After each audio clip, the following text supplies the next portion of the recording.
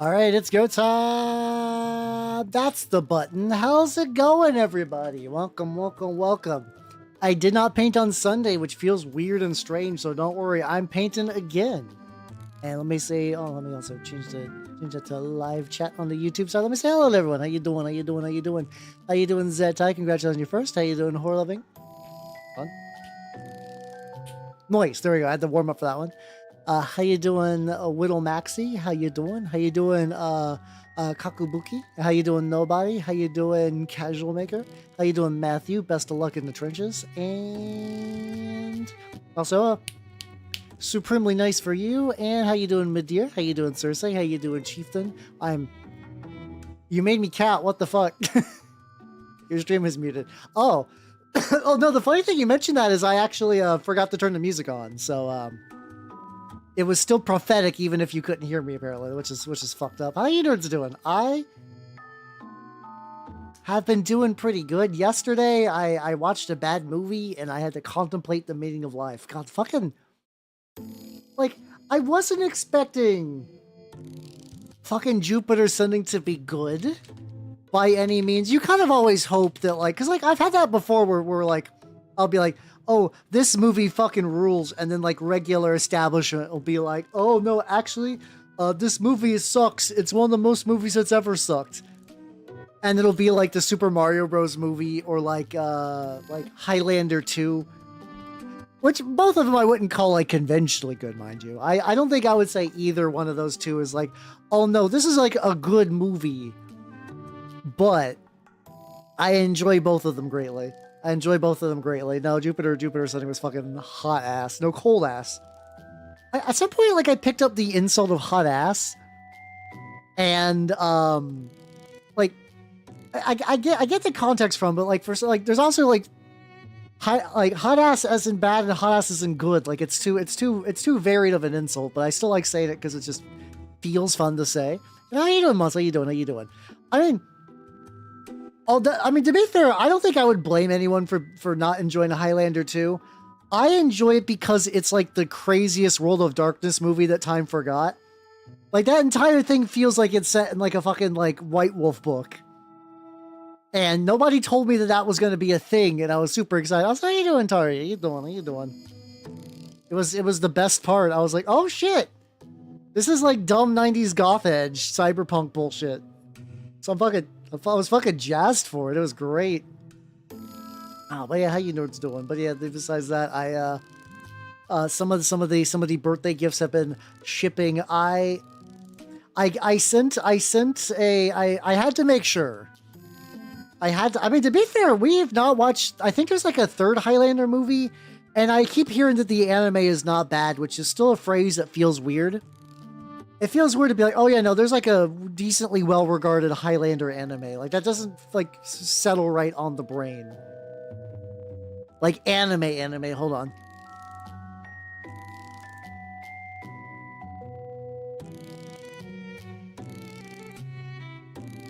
Like, I think, was it done by Madhouse? I want to say it was done by Madhouse. Yes, there we go. It was indeed a Madhouse anime. Highlander: The Search for Vengeance. There's apparently also an animated series, Highlander, so I don't blame you for the confusion. Franchise milking is the treat that like the gift that keeps on giving. Let me get that on screen and I'll describe what I'm painting a bit more. Yeah, Highlander. Like same series, same thing. Highlander anime reel. But yeah, no, yeah, I mean, you know, I keep hearing it's pretty decent. And like Madhouse isn't like there's like some studios that like back in the day I would have watched whatever. Like I used to be like a very casual Shaft fanboy where I was like, I'll say you doing, Papa Nerd, how you doing? Like, but people who are like really true, like, oh, I know like the individual people who work on a show. I wasn't quite at that level, but I was like, if Shaft makes anything, I'll probably watch it. And that used to be me for many years. And I think still, if you're like, hey, Shaft made this show, I'd be like, yeah, I'll give it a watch. I just don't watch as much anime these days. I'll say, how you doing, Big Gun? How you doing, Charlie? How you doing? So, I'm continuing to work on my Trader Guard. But like for a project I did a while ago, I was doing Trader Guard, but they look slightly different. I was doing a more like body horror version. And I was like, well, I never finished that project. And my guys do need like a heavy weapons team. So this is my missile launcher like duo squad, and the other guys are my plasma gunners, you know. Totally normal heavy weapons dudes for a Trader Guard unit. And then I got my regular lasgun dorkos, so nothing particularly spicy there. Yeah, so this project has been like, for the most part, kind of like piggybacking the fuck off of an older project. Hey, listen, you can't be Papa Nurgle and get surprised about the flesh missile, like the fucking flesh crack launcher. Listen. You got that. That's a very on-brand thing for Nurgle to be like, fuck it, you're a gun now. You're a gun and everything sucks. Your life is shoot and misery. I think that absolutely tracks. Yeah, it's got the right number of legs, and it does got the right number of gun. So, like, mind you, I'm playing in a 3rd edition 40k event, and, like, no one there is going to be like, actually, you did not use the right base size, and, also, I'm going to call the judge on you. Like, no one's going to do that shit. They're going to be like, wow, cool gun. Anyway. Obliterator virus got... That would be actually fun to kind of be like just some loose randos got caught up with the Obliterator virus. It didn't quite make them good, but it, like, made them a gun. They gotta be one singular gun for the rest of their lives. That could be fun, actually. I kind of like the idea, because I'm doing, like, a small Lost in the Damned warband, I kind of like the idea that, like, a lot of word bearers have tricked, like, a really tainted guard unit to be like, no, yeah, you guys could be, like, Space Marines and stuff like that. And most of them realize, like a lot of them were like, oh boy, I can be a Space Marine, not realizing that they're, like, too far both grown and mutated. And the ones that have realized it are like, well, these guys are suckers. I'm not going to be a Marine, but, like, I can still get, like, swollen with chaos gifts. So, you know, not too bad. Oh, Ellie, that's a good fit. I mean, especially, like, the newer, like, I mean, the older, like, Nurgle AOS stuff was pretty good. Newer stuff is real fucking baller. Holy shit. Stuff is so fucking baller. So baller. You should work on at least the latter, if not both of them. Work on your backlog now. I have that. I don't think I really quite got that power. I think I've encouraged people to work on their backlog. But I don't think I could be like, work on your backlog yet now, and be like, yes, my king, and then... I must say, like, something... I was like, no, yes, I think yes, my liege I like better. I like liege better. I think it's just more authoritative than king, even though it's basically the same deal.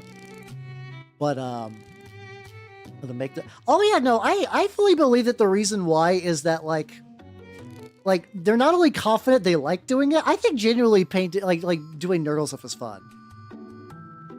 Like, I think a lot of them are just like, oh yeah, no, because, like, there was a guy prior to the Death Guard launch that did, like, a whole, like, one of the sculptors did a whole custom kit bash set, and they were putting on, like, helmets backwards and shit like that to make, like, cool spider eyes and whatnot. It was really, really sick. I think they genuinely love it. I think you can change your Twitch name technically every, like, 2 days or so. Or 2 months, I mean. Take a drink, call him Big Thirst.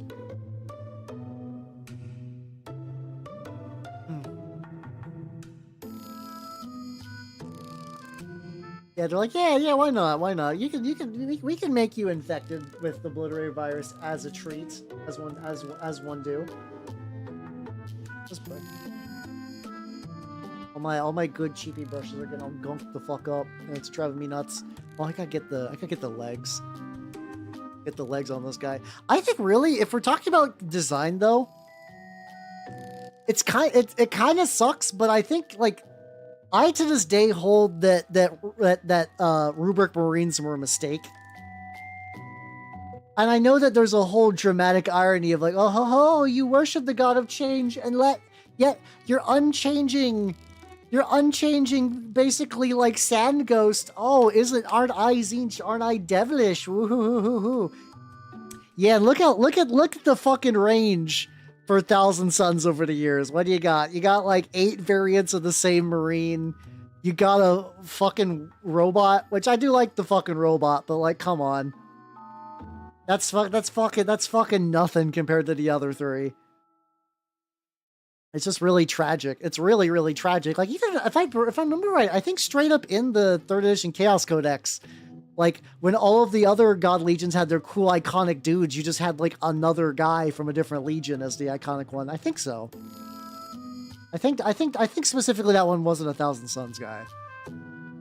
Yeah, they fear the Roombas, they fear the Dustbuster, but, like, that's how you doing, Instances. How you doing? It's not much better, I will give you that.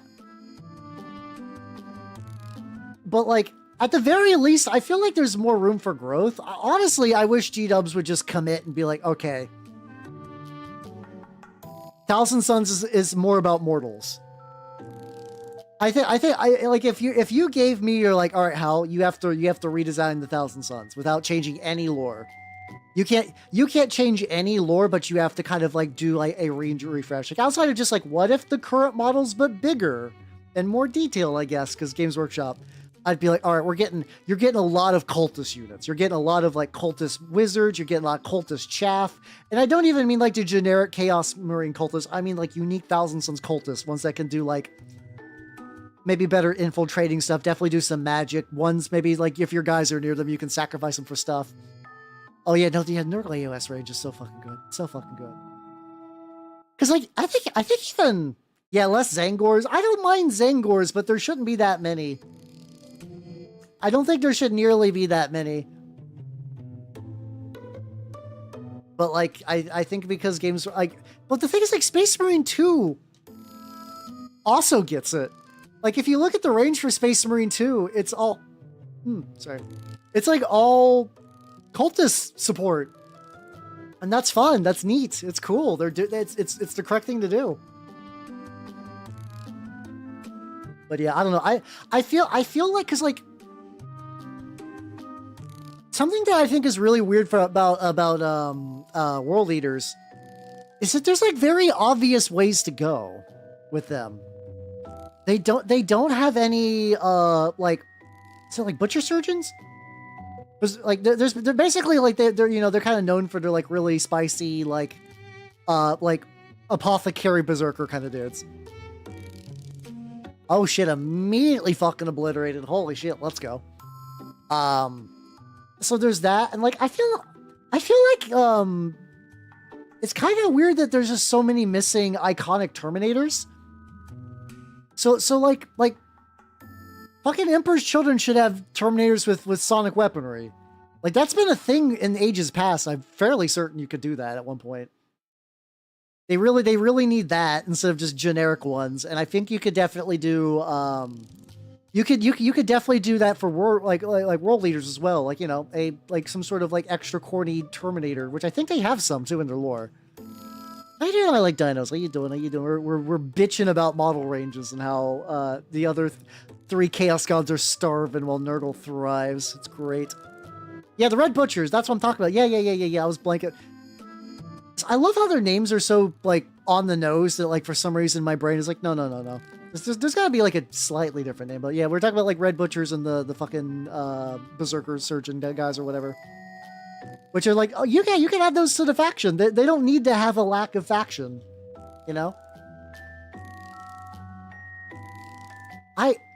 Also, the nice thing about corn too is like corn is also like the industrial. Like I do think there should be like I think you could do like a brass scorpion for 40k. You could do a small brass scorpion for 40k, and that would still be pretty baller. Like I think both of those are. I think you could totally do that actually. That's it. Yeah. The fact that there's an 8-pound and exalted 8-pound, that I don't understand. I don't understand. I feel like that could easily be one unit. Like, I don't think they needed to make the same concept of guys twice. Somebody correct me if there's like a reason where you can be like, no, how actually there's like a lore, or like there might be a gameplay reason where like, I mean, I know one is like more elite than the other, but yeah, you could do some brass scorpions. You could do, I mean, Lord of Skulls already exists. You could do a smaller Lord of Skulls now. Maybe not quite that far, but like, I do think genuinely that there are options if you wanted to do, like extend the World Leaders range. Also, how you doing, Weston? How you doing? No, that's the mobile game, right? I'm gonna be honest, I don't play a lot of the 40k games in general, but like, mostly just because a lot of them are like perpetual live service, but no, I've not touched any of the mobile games. Oh, no, okay, that's not true. That's not true.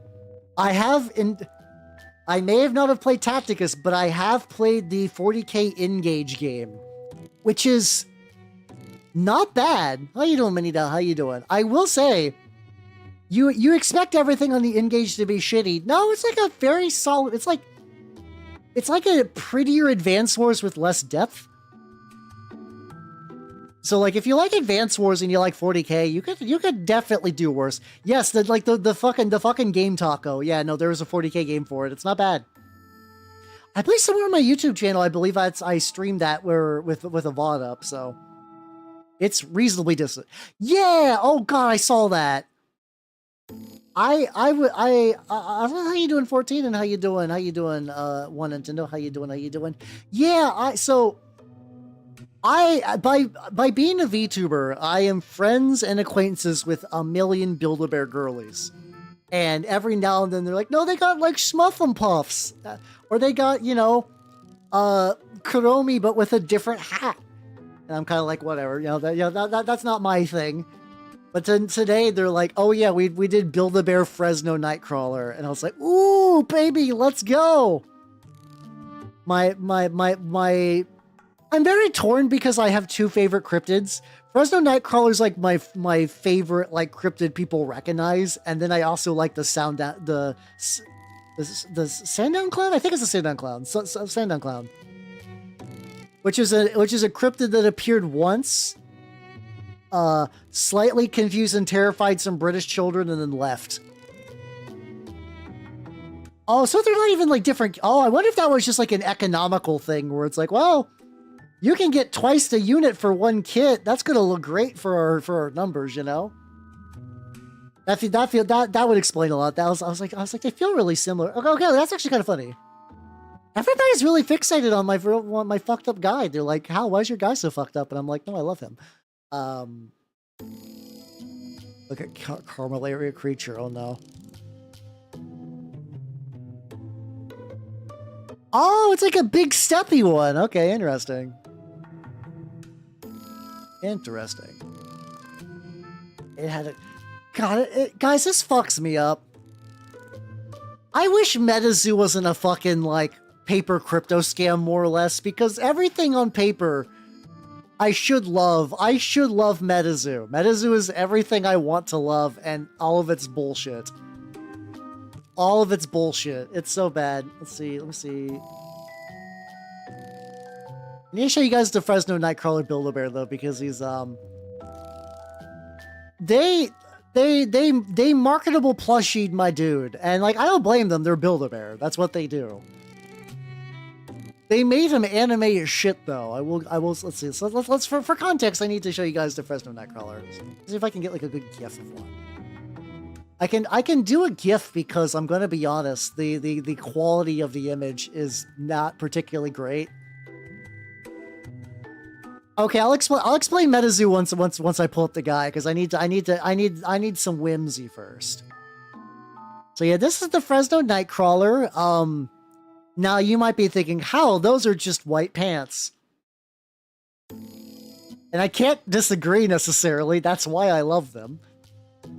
I love them so much.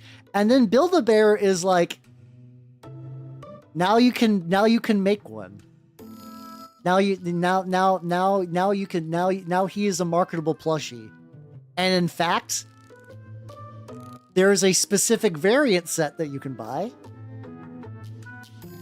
Which I do enjoy this variant set. I do enjoy this. Have you ever actually been to... No, that's not true. I've been to a Build-A-Bear before, but my Emoto, like, dragged me in there kicking and screaming because I was like, I don't want anything here. And I just had to watch her, like, spend 30 minutes on what a bear smells like from the inside. Look at the lad, though. Look at him. He's got a funky little cowboy hat, and his pants are way too tight. He's got that, like... So, I enjoy me some ladies with thick legs, but like a lot of things on the internet, there's some people that don't understand restraint. So they're like, I love stockings and thick thighs, and then they'll have like the tightest fucking flesh pinch you've ever seen. I don't know. I'm not. Maybe I'm a contrarian, but sometimes I feel like people kind of go too far into eroticism's lost, and it makes me sad. How you doing, Bunny? How you doing? No, the hat fucks immensely. The hat fucks super hard. Yeah, but it's pretty good. It's pretty good. This is the closest I've ever wanted to go to a Build-A-Bear to acquire a creature, but like probably still not. I have to imagine these are also like sold the fuck out as well. Then again, they're not Sanrio, so like maybe not. Maybe it's possible to obtain one. Okay, well those guys are drying. Let's work on these guys. Yeah, there was like, I remember specifically ages ago. I don't remember her name, but there was a VTuber that was like tried to rebrand into like a sexy model, and it was all like womb tattoo, tentacle, thigh indent, Miku twin tails, and I was just like, I know what you're going for, but it's like if you've ever seen Welcome to the NHK, there's a part of Welcome to the NHK where like the two dudes are trying to like write like a manga or a visual novel or something like that, and they're putting all the traits they find Moe into one woman, and it eventually just ends up as just like a woman with brain damage with a rattle and like a wheelchair. I wonder, can you find that image?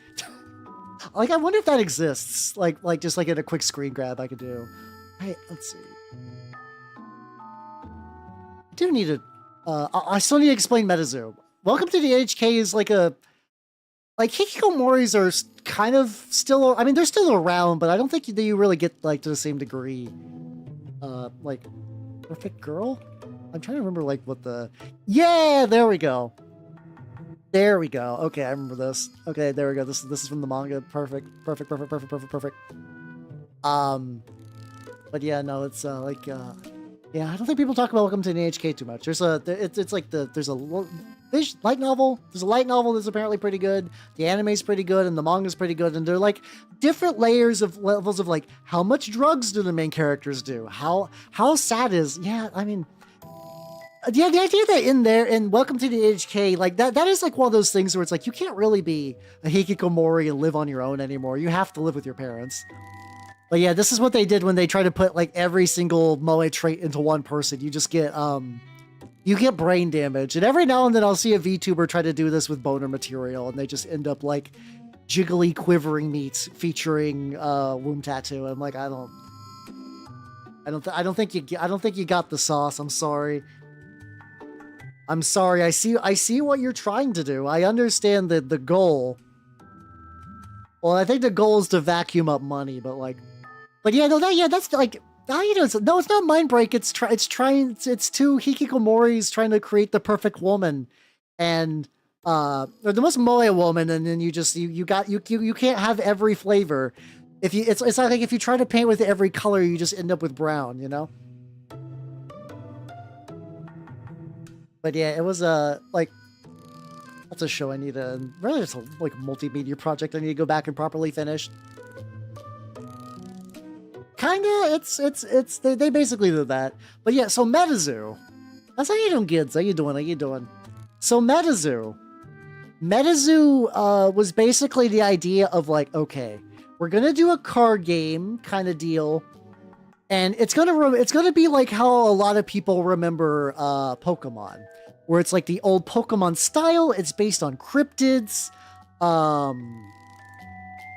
and like you're like, oh, and the idea was that the game was purposely silly because it was trying to like replicate that feeling of like, oh yeah, I'm 7 and I'm reading a Pokemon card and I have no idea how this fucking game works. I read all of Frank and Fran like a million years ago, and I'm due for.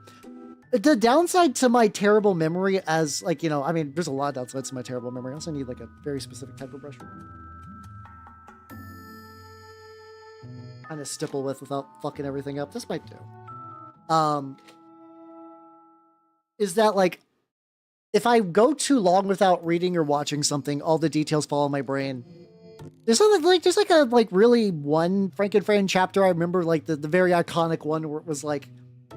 It was like basically like a guy was trying to like date or romance this girl who was scared of dudes, and like she kind of liked him as well, but like was afraid didn't like being scared of dudes, and then like they kind of like it's kind of that thing. It's like, oh, I wanted to buy you a present. I wanted to buy you a comb for your hair, and I had to sell my teeth in order to do that. And they're like, oh, I wanted to get you a beautiful toothbrush, but I sold all my hair. That kind of dealio.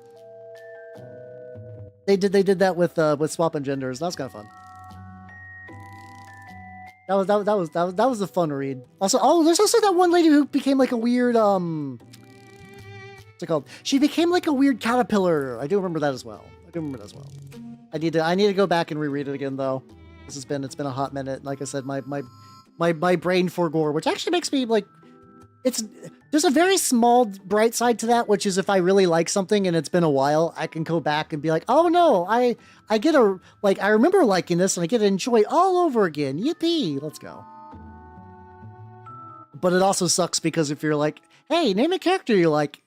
I like Fran, she was pretty cool. Her sister was pretty cool too. Like, oh no, I feel like the biggest fraud.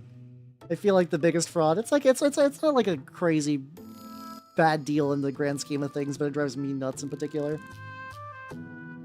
Get this slightly highlight bits of the pant. I'm going to eventually go back and do like a full enamel wash on these guys anyway, but I want to get like a couple little easy highlights and stuff like that. But yeah, no, Frank and Fran's pretty good. It also sucks that fucking I've kind of forgot how much manga that was like I think Frank and Fran was a Tokyo Pop property. But a lot of manga has gotten expensive because it was only been printed in English like once or twice. And like technically if you really want to read a manga, there's places you can go to read pretty much anything, though like levels of work vary. Levels of stuff vary depending on like what series you're trying to read and like how old it is. Sometimes if it's obscure enough, no one gives a shit. Which is nice. Then you can kind of just like read that without like having to worry about Kodokawa or whatever, just like fucking obliterate the location of it. But yeah, other times you got to do a little bit more work. But like the legal ways to read a lot of these are just like gone.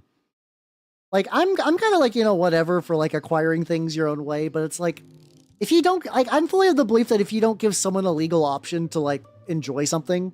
Like it's your fault if they turn to other means. Like, oh yeah, no, you made it so that like reading this is prohibitively expensive because you just like, especially if you're like Crunchyroll or whatever, and you just kind of make everything awful for everyone. Like, yeah, no. Also, Crunchyroll, you used to just be like a fan sub like ripping group, so yeah, fuck off. Fuck off. You don't have the rights. You do not have the right. But yeah, you know, Frank good. Oh yeah, anyway, about MetaZoo. So MetaZoo is technically I think it's still around. But like it got hit really, really hard with that like, oh, TCGs? You mean investment opportunity? Like it got that really bad. It got that really, really bad. To like a crazy degree. Like they were doing like special limited time one-off things and like mind you, like MetaZoo is an interesting case because like by the very jokey-ish nature, no one was really like playing MetaZoo. There weren't like really like MetaZoo tournaments. It was pretty much pure like, oh, that's just fun, and then also collecting stuff. Yeah, fuck Crunchyroll. That might be right for the reprint policy. But yeah, no, they did. They went full greed, and eventually, like, you know, the problem is that like you still have to have an organic demand. Pokemon is Pokemon because it's Pokemon. I know that sounded like a weird, like, cracked out tautology, but it's true. Pokemon can exist as a collectible item by itself because Pokemon is a billion-dollar franchise by one of the biggest media companies in the world, and which has been around since 1996 in Japan, 1998 in the US. So, like, you can do that. Magic has had a very long game. A lot of other games these days that people do speculate on, unfortunately, but, you know, they're like a popular anime or a popular manga, or they're like the League of Legends card game where they signed a pact with the devil. But like stuff like that kind of can ensure that your stuff will be valuable. But like MetaZoo becoming valuable because it's MetaZoo didn't really work, and like eventually things just kind of tanked. Whatever. Nomad One Piece is here to stay. It might be. I mean, like genuinely, that's fine. Like I'm actually not criticizing the One Piece game or the Digimon game or the Dragon Ball game or the Inuyasha card game that's coming out of the Power World game. But like, as somebody who's enjoyed TCGs for many years, a lot of times in the past people didn't give a shit unless you're Magic or Pokemon, and now people have expanded that they don't give a shit unless you're a licensed brand, and that's fine. Oh god, no, it really did. I mean, to be fair, Pokemon like settled down to like a more like reasonable state in the West for quite a while. Like, I mean, I was at the ground zero of like Pokemania, so like it's never quite been that big, but like been like reasonably big. But yeah, no, it's like, so yeah, I forget if you can actually buy MetaZoo cards now. I'm pretty sure, like, I used to be able to see them at like a Target every now and then, but I don't really anymore. So I can't imagine that they're actually like still being actively produced. And if their reprint policy was no reprints ever, I think people gave up. But yeah, there was like a Fresno Nightcrawler because it was cryptid themed. This is what I'm talking about. It fucks my shit because MetaZoo was cryptid themed, early art style Pokemon whimsy. It was literally everything I would want as like a little dumb nostalgia, like little like member berry. That's it. Like, I kind of would love to go and just like make MetaZoo but good, but like unfortunately that idea is associated with MetaZoo, and I have to imagine that MetaZoo's probably got some loyal like lawyers and big money bags people who are hoping like someday people will get nostalgic for MetaZoo and then they'll buy. Worst. Absolute worst. But yeah, I mean, we do definitely live in the era of like the licensed TCG, which I think is actually like, funnily enough, why Magic is like, I understand that Wizard of the Coast is a dying company and Magic is the way it is because like you got to prop up that corpse. But I do firmly believe that like Magic has never properly utilized its own IP, so that's why they've been like going crazy picking IPs up for other people. Oh yeah, no, fucking Hasbro has been like not doing great for a while. They were doing a little bit better, I think, because like there was like that Monopoly mobile game, which apparently did like reasonably well, which is dire. But yeah, no, like Magic is definitely the moneymaker of Hasbro. So like, you know,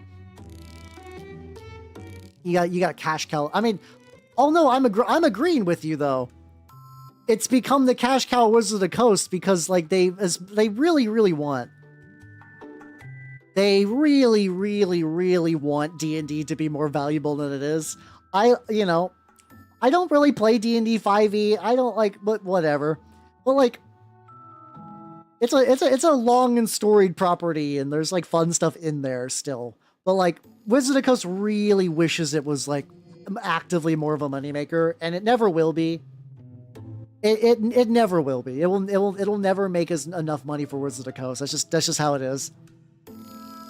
Yeah, because like, I mean, like, Magic's story made sense for like what it was, as in like like as somebody who never really read a lot of the extended like Odyssey block era Magic like books, a lot of them were like really bizarre, esoteric nerd jank. They were great at being fucking just like weird and bad.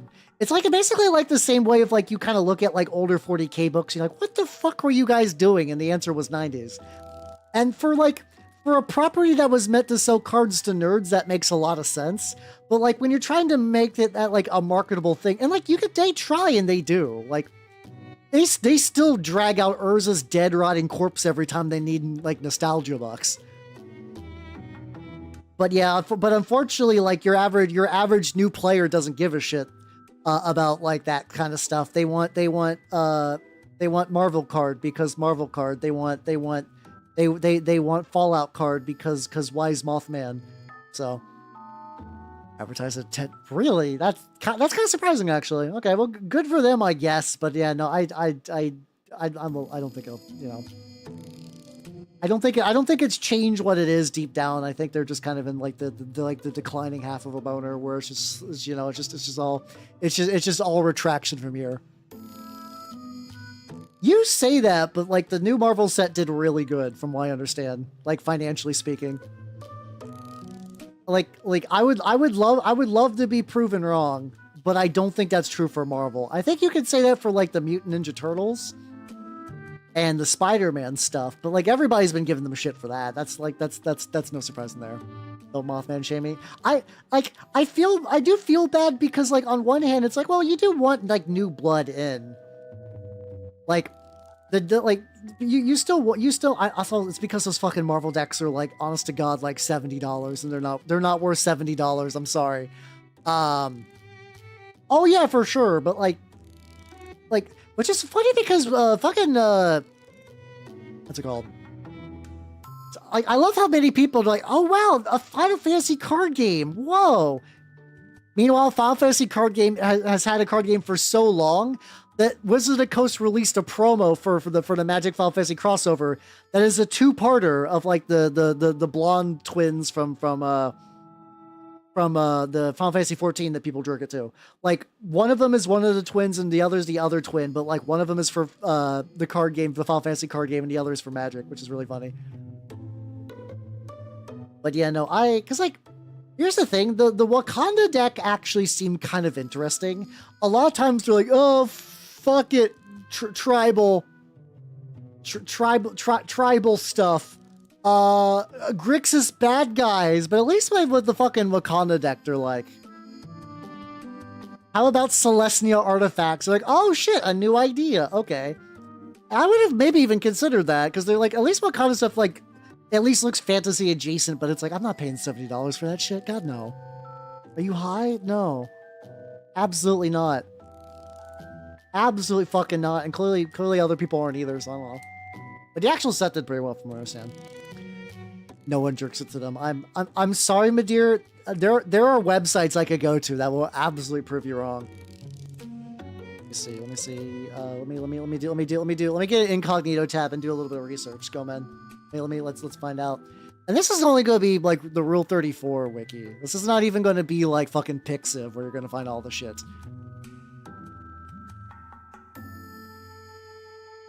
Let's see. Let's go here and let's go.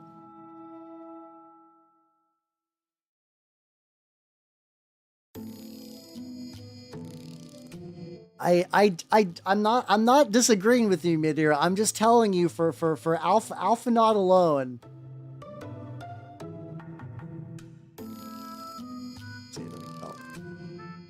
Oh yeah, fine. Yeah, I mean, I was just gonna look for a number, but yeah, whatever. I'll look for it. It's a lot. Assuredly, there's gonna be a lot on there. Assuredly, there's gonna be a lot on there. Aren't they also like super old elves, or I could just be misremembering? It's been a while since I played 14. But yeah, no theater is like, I didn't mean the literal no. Oh, fair.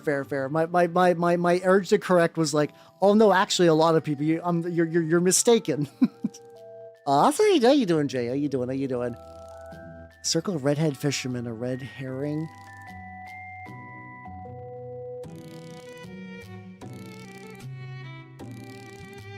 The problem is you led too hard with redheaded. What you should have did is said like Irish. You should have went Irish fisherman. That would have lead it in a bit more naturally, I think.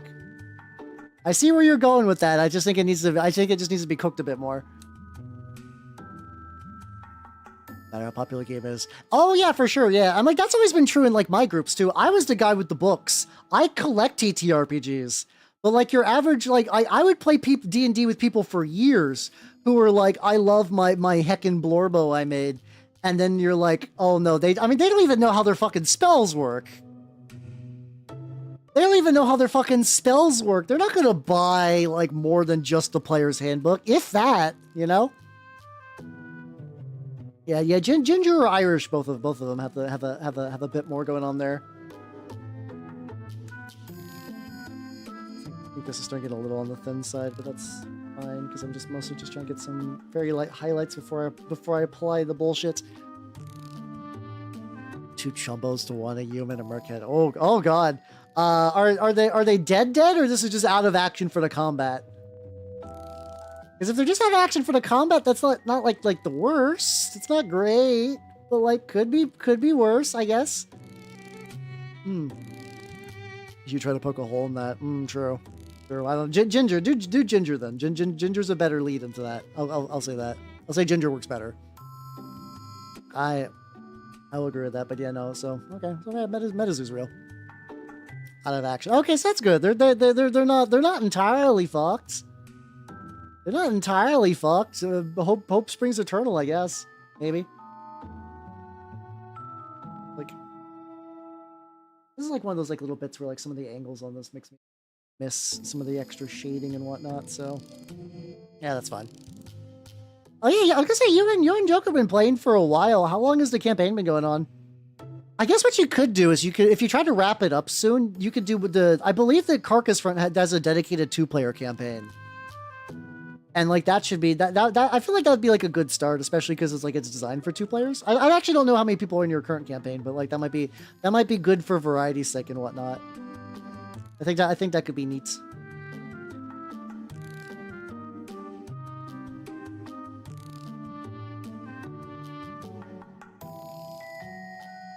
Yeah, that's the plan. Hell yeah, let's go. So you also get, I totally missed it. One of these guys had a knee pad that I just totally missed.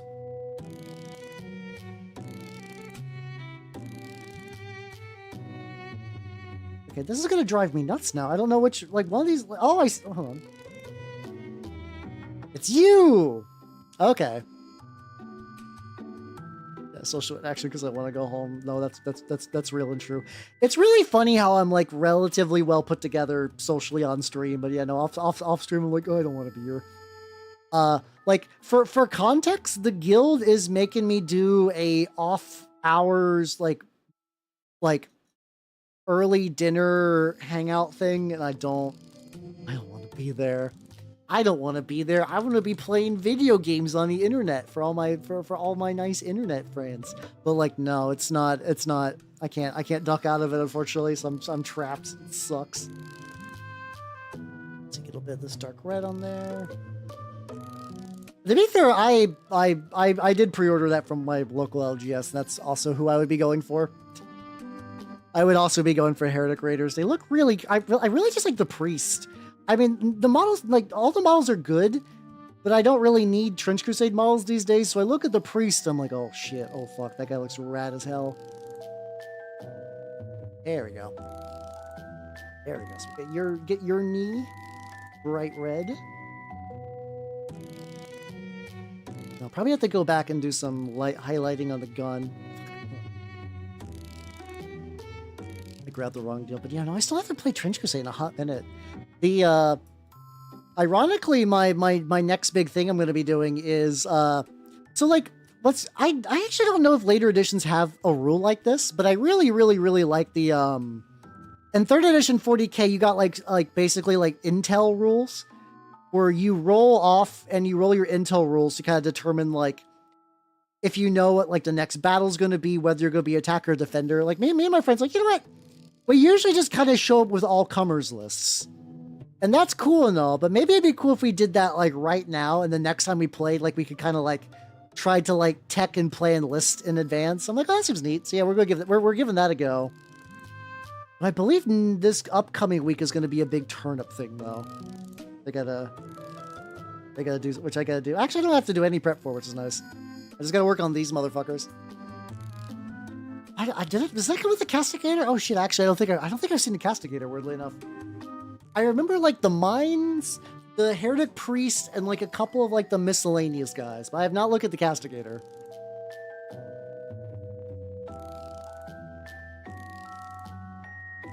Probably will paint everything up though when I do get them, just because like yeah, it'd be nice.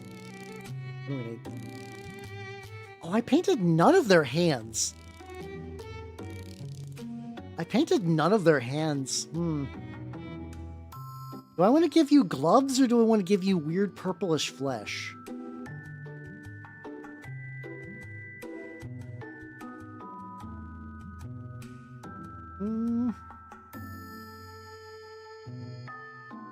I think I'll do weird purplish flesh. Like I think like when in doubt, I gotta go with weird flesh. Like I would love to rebuild the color I did for my Great Uncling one. It's like I still call it my Great Cling one out of reflex, but he has not been unclean. He's not been cling in like a while, like multiple years back. Where's my plum? Here, there we go. A wide brim hat. Oh fuck yeah, let's go, let's go. Call a tree with leaves shaped like human hands a palm tree. Jay, are you okay? Is everything okay, buddy? You all right? That pun in particular felt like a cry for help, and I don't know why. Am I alone on this? Can someone check up on Jay? Make sure he's got plenty of water. Jay, are you tasting copper? I like that one last time. Noted. Really? What the fuck does that say about me then? What does that say about me? Oh no, that's worrying now. Right, frond of palm trees. Oh, see that one's good. That one's nice. There we go. I'll say how you doing? Honestly, what I do, which is, I don't know if what I do is necessarily great. I mean, a lot of times like people will cling with like the master's brush soap. What I do is I kind of like, when my brushes get too gunked up, I soak them in isopropyl alcohol, and then immediately kind of just like remove a lot of the extra gunk on there, and then like right before I put them away, I kind of do like a little bit of a rinse in speedball pink soap, so that ways I can kind of like reshape them, recondition them. I should probably do that. I need to highlight the guns slightly. If I don't highlight the guns, and the hands are not going to stick out. Wow, me Solanko resistant. Oh, that's fucked up. Oh, that's fucked up. I'm becoming jaded to the world. Oh no. Whatever will I do? Whatever will I do? Yeah, let's see. I did. Oh, camera froze too. To be fair, it does feel kind of hot in here right now. Ooh. Reactivate. All right, we back. Let's go. But yeah, that's like generally how I clean my brushes. It's not perfect. Realistically, what I would need to do is just like spend some time kind of like working my way, like probably realistically I should be cleaning them after every stream, but like a lot of times when I'm done streaming, like, oh, it's late. I need to prep for work stuff and then go to bed. So sometimes that doesn't happen. That's just the consequences of my lifestyle, though. That's not like a recommended brush care tip. That's just like, well, sometimes it be like that. Okay, get a little bit of a red highlight on this bad boy.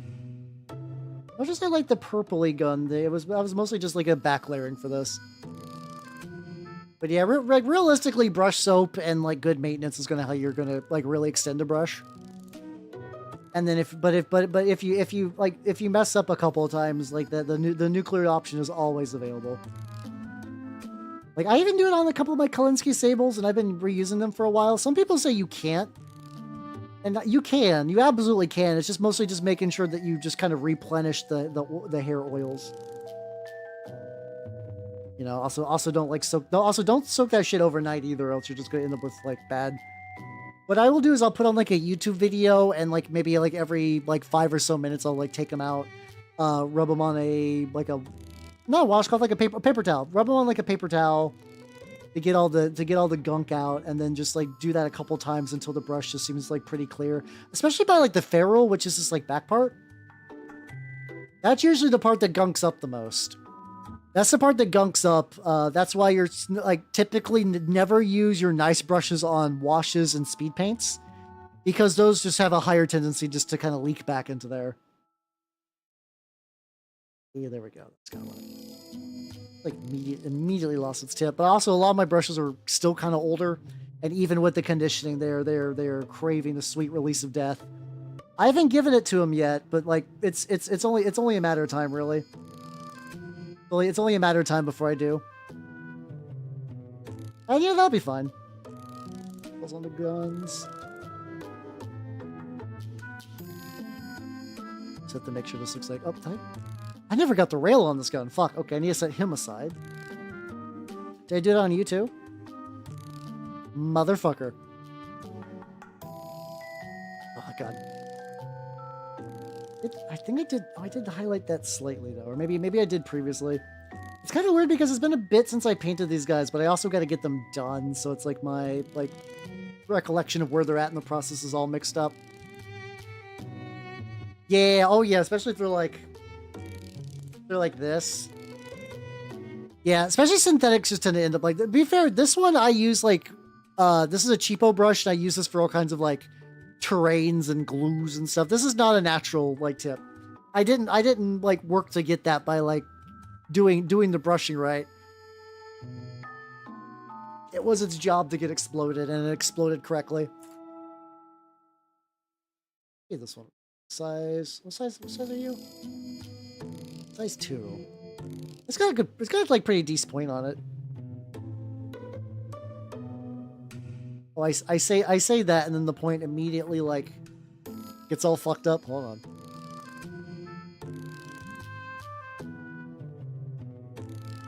So it's kind of, let's set that aside. I feel like every now and then I'll like set aside a brush to like take care of it later, and then I'll just accidentally mix that brush in with some of my other brushes. But yeah, no, I am. I did not get the. Oh, I guess I just didn't get the rails for like most of these guys. Okay. Actually, how about this? Let's see. You don't got a rail. You got a rail. You don't got a rail. I have like, basically I have like 20 units of infantry on this table. And I'm realizing I kind of need to parse these out a little bit, or I'm going to go insane. I take the ones that have rails. You. I think it does like a very clean divide between 6 and 6. No, that's a lie. Whatever. I do it like this and try to work on these motherfuckers. Yeah. Okay. I think I can make this real. All right, let's go back to you. Because if I can get at least 10 of these washed, that'll be great. I was speaking about brushes, I'm about to gunk one up with some dark rust. I still really like the fact that these come in bottles. I've lost so much typhus corrosion over the years. This is a fucking godsend. Also, I still got this guy. The fucking like limited edition like chapter Terminator guy. Character Terminator. I think he's a character Terminator. I think he's like an Ultramarine Terminator or some dumb shit.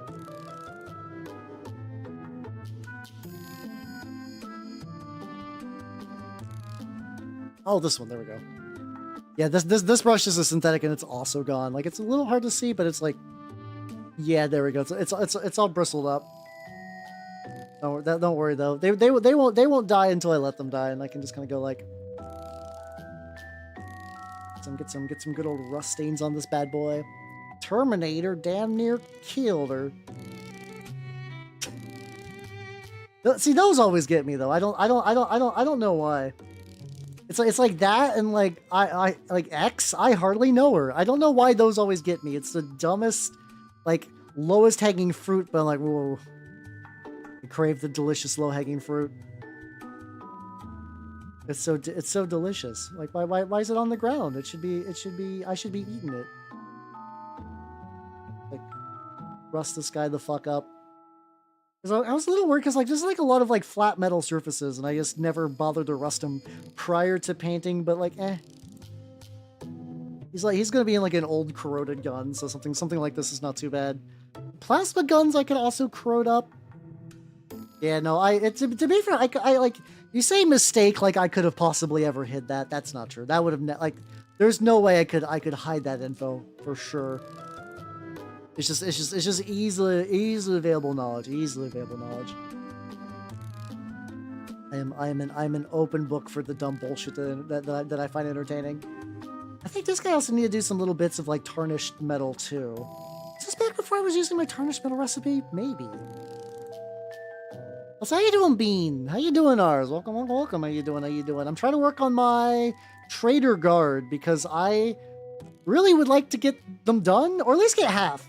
Tonight's goal, if I can get half of them in a state, because like the fucking October date keeps creeping up and I don't like that.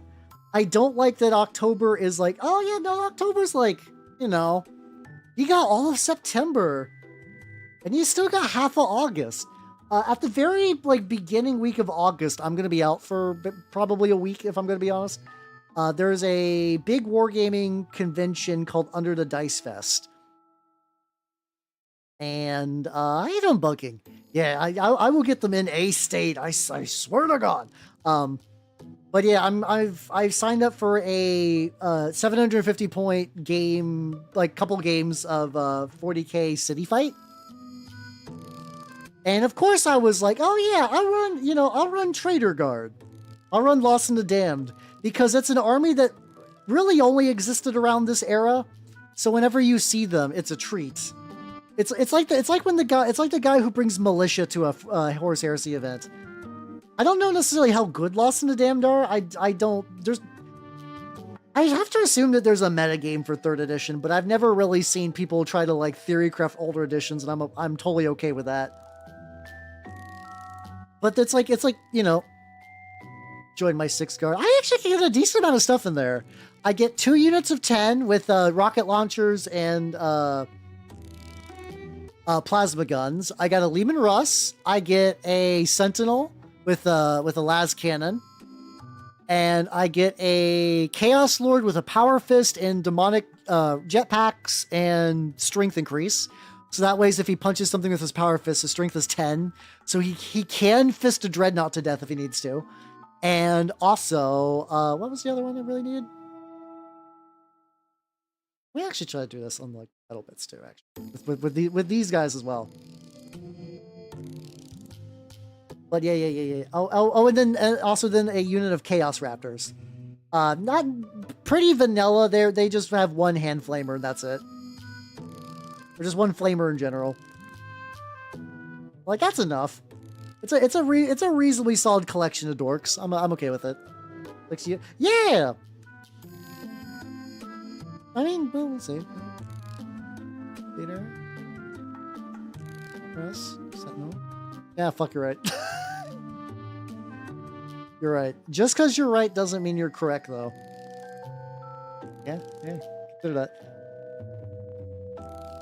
Yeah, the Terminators have better iron than Titans. It's just because Titans are not balanced. They're not made for the game that people want to run them in. People want to play Titans in regular 40k, but they're just not the scale. The only reason they ever get killed in lore is because of other Titans and plot. Like, I like the Night Lords trilogy, but they plot one of those to death in the Night Lords trilogy, and that's just how it is. That is just the nature of the beast.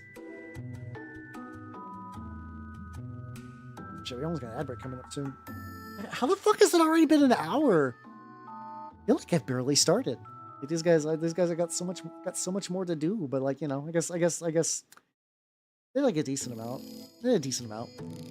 With defended obstacles works. You can ask, but it's been a hot minute since I played Trench Crusade, so like I'm probably not going to be super reliable for rules. But like I said, you could certainly ask. The worst I could say is which isn't like a bad thing really.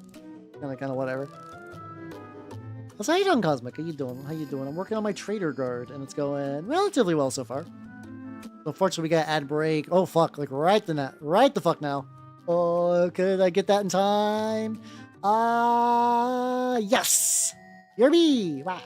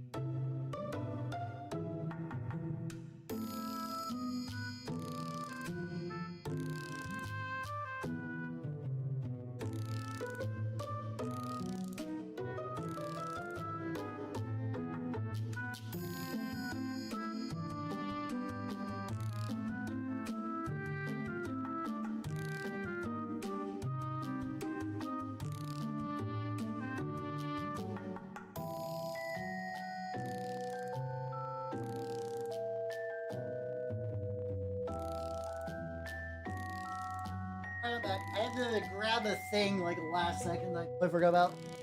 Maybe I'll work on them a little bit tonight. Oh, let's go.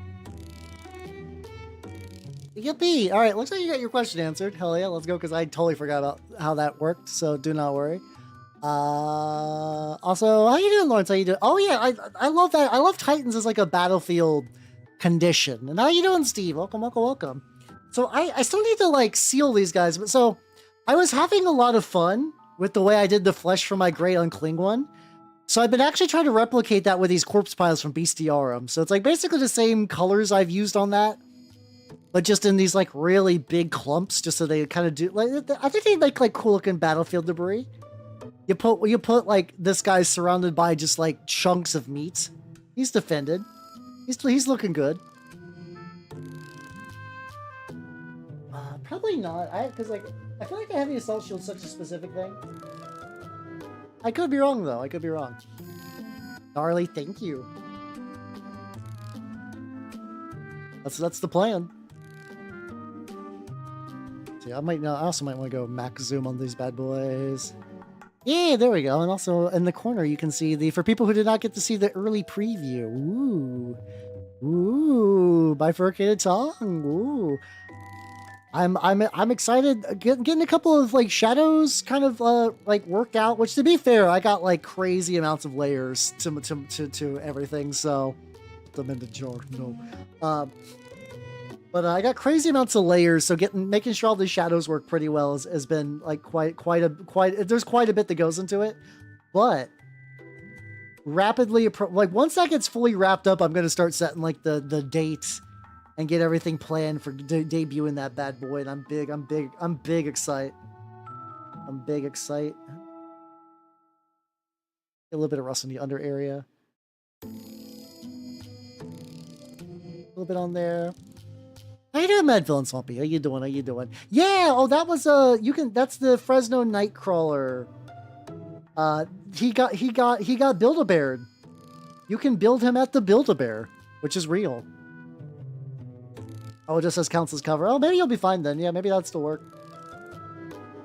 But yeah, how you doing? I'm currently working on some Trader Guard guys, and they're going pretty well. Gonna add a little bit of rust and grime to them just to kind of make them look extra shitty, which I'm doing on purpose. Also, it does kind of like, by hitting it with the rust at the top, that does kind of mean I can be a little bit less precise with the fucking rail on top of that. This is good. But yeah. How you doing? Because I be doing good. You know what I've been doing? I played some more B33 off stream, actually.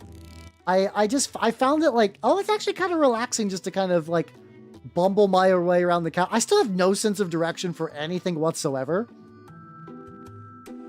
Isn't Corpse Rail? I don't know. Last I heard is that it got delayed by some amount of time, but I've not kept track to see when the updated delayed time was. So it could be very soon. It could be more like a September thing. I don't know.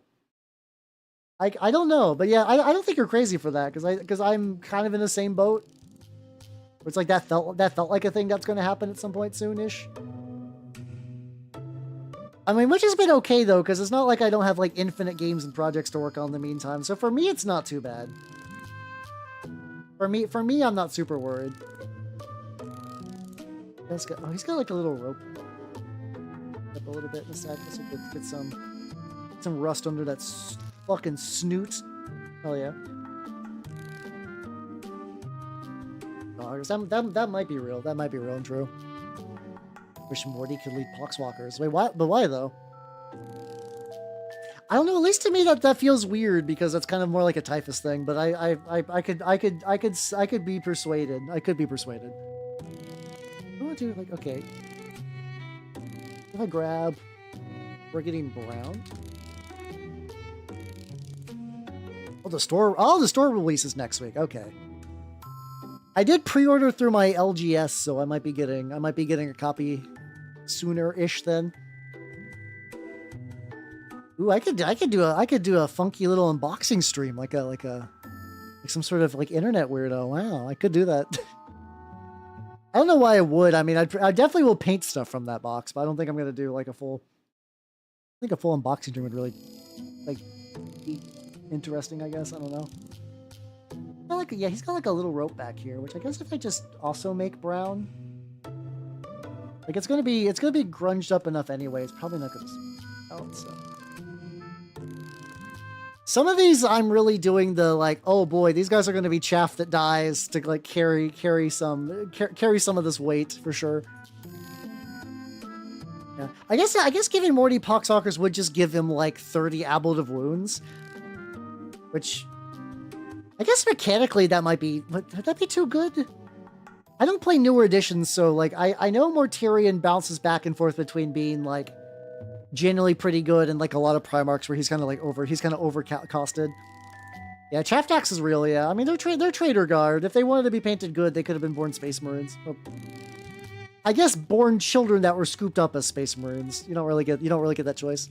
Yeah, I know internet weirdos in this stream. It's more likely than you think. Every now and then I make that like nod to the whole like the joke centipedes in my vagina thing. It's more likely than you think, but like that's another one of those internet jokes that I don't realize that like every now and then I forget that people IRL have no idea what the fuck I'm referencing. So they're like, is that like from a thing? I'm like, I don't know if I want to explain the joke image about like centipedes and vaginas from like 2006. I don't think I'm quite ready for that convo just yet. Just yet, anyway. And speaking about centipedes and vaginas, how you doing? No, that was mean. That was mean. I thought it'd be funny to do an insane segue, and unfortunately, you were right there, so you got caught in the blast. But how you doing? How you doing? I'm rusting up the fuck out of my my trader guard, and it's going pretty good. It's going pretty good. How you doing? How you doing? Breast milk in my Traitors? It's more likely than you think. Ed Greenwood. Yeah. Yeah, because, like, I think the only reason why Poxwalker's, like, giving him to Typhus is kind of fun, because Typhus I don't think has ever been, like, particularly buck wild as a model. Like, I think he's been, like, okay to good at various points, but, like, he's never quite, like, this is, like, my big centerpiece, fuck you guy. Fuck you. You can tie him up with, like, a bunch of dudes, and it's not gonna feel bad. Hal talks about this his weekend. What about my weekend? Are you doing like a sex joke here right now, or are you just talking about me showing off all the very cool, fun swords and knives from Bud K, purveyor of fine pieces of sharpened metal?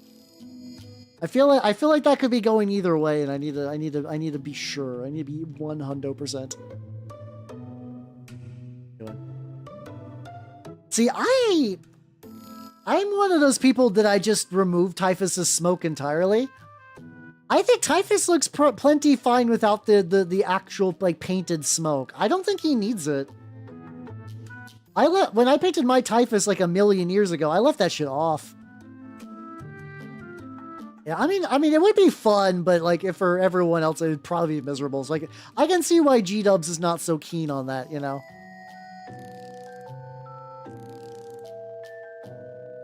Yeah, about 420. Maybe? No.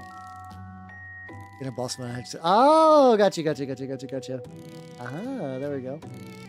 I've coaxed you into a snafu where you must explain a joke. Oh, that's stupid. Someone like lore-wise fair, but yeah, no, definitely not so in game. I do actually wonder if G-Dubs is gonna release any more like if there's gonna be like a fucking Emperor's Children Wave 2 win. I guess the other 3 Chaos Gods that aren't Nurgle basically are just kind of fucked. That's why I like older editions, though. You know what you can do it in an older edition? You can just run, what's it called? You can just run mixed units of Chaos Space Marines. You can do whatever the fuck you want. You have to limit the marks a little bit. Like, you can't go full, like, everybody's got a Chaos mark. But you can go, like, pretty close.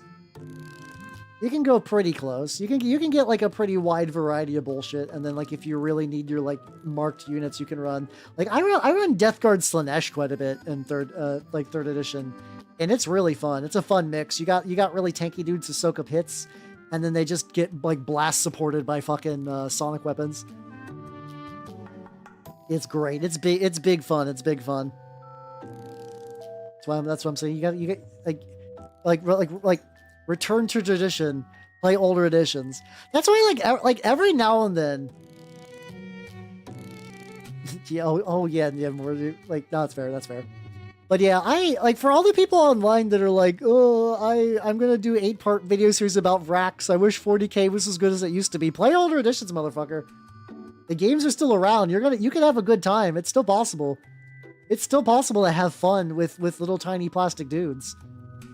Hell, depending on how far back you go, you can even have fun with little tiny metal dudes. Horse walks into a bar and the bartender asks, "Are you real?" The horse says, "I don't think so," and disappears. The joke is a play on René Descartes' assertion, "I think, therefore I am." But if I told you that first, I've been putting Descartes before the horse. Sounds alright. All right out of 10. I'm also ruined by the fact that the internet has ruined Descartes for me, and like that was the longest time. It was just like Descartes, just like Gifford the D, and I'm just like, oh no, I just think about that when I think about Descartes now, and that just kind of fucks everything up. It's just it's not the intended mood, but it's what I got, and I enjoy it. You'll never. That's true. You will never have fun with Finecast. Source me, guy who's. I like how it's like I've painted like one model with Finecast, which was just some Skaven, Giselles, and I'm like, no, Funcast is the devil, and it's the worst ever. I'm like, I've barely touched it. I'm gonna be real, I barely touch it, but I still don't like it. That was a pain. All the fucking gun barrels kept bending. It sucked. All my barrels kept bending. The rip, I explained the jokes today. Explanation is the punchline meta. Whoa. Whoa, wow. It's fun. Every now and then, everybody treat yourselves and do like a really shitty fake Keanu Reeves. Whoa. It's good. It's good for the soul. It's good for the soul. It's nice. Yeah, I mean, I don't mind resin. To be fair, I mean, like, a lot of minis I paint are like some combination of resin and some other bullshit. So like, it's not too bad. Like, these guys are resin, like in like a pretty fun way. I guess if you mean like G-dubs resin or like casting resin, though, I don't know if I've ever had like a super great experience with casted resin, but like, I also don't think I've had like a super bad experience with it either, to be fair. We're just the derpiest of dudes. Yeah, no, that's like, I mean, hey, if a Divine sequel came out, maybe Games Workshop will be like, maybe people will want to buy characters of the really popular book series. I don't know. I'm James Workshop, and I hate money. I hate money, but I love business. I am built wrong. Oh, that's so sad. Especially because like oh, that's a bummer. I don't know. I don't enjoy pewter a huge amount. Like I started with War Machine, so it's not like metal is like a new thing for me, but it's like I never liked it at the time. Because I also didn't have all the cool tips and tricks, so I had to use like fucking like Gorilla Glue to try to stop my Warjacks from exploding. That shit sucked. I had so many fucking broken Angeli because they would fall over like on a hill. Yeah, I mean you can have a Poxwalker stand like in the same army as Mortarion. Like that's not too crazy. That's not too buck wild. And then you get that nice looking effect. I don't think they need to be like taking shots for him or anything. The antithesis of Mr. Beast. Yeah. Oh yeah, that's right. I was vaguely under the impression that Infinity was starting to move to CEOcast. Maybe did people just tell them to fuck off and they're like, oh yeah, you're right, and they just stopped? Or was that always just like rumors and fear mongers stuff? So like maybe that just didn't happen.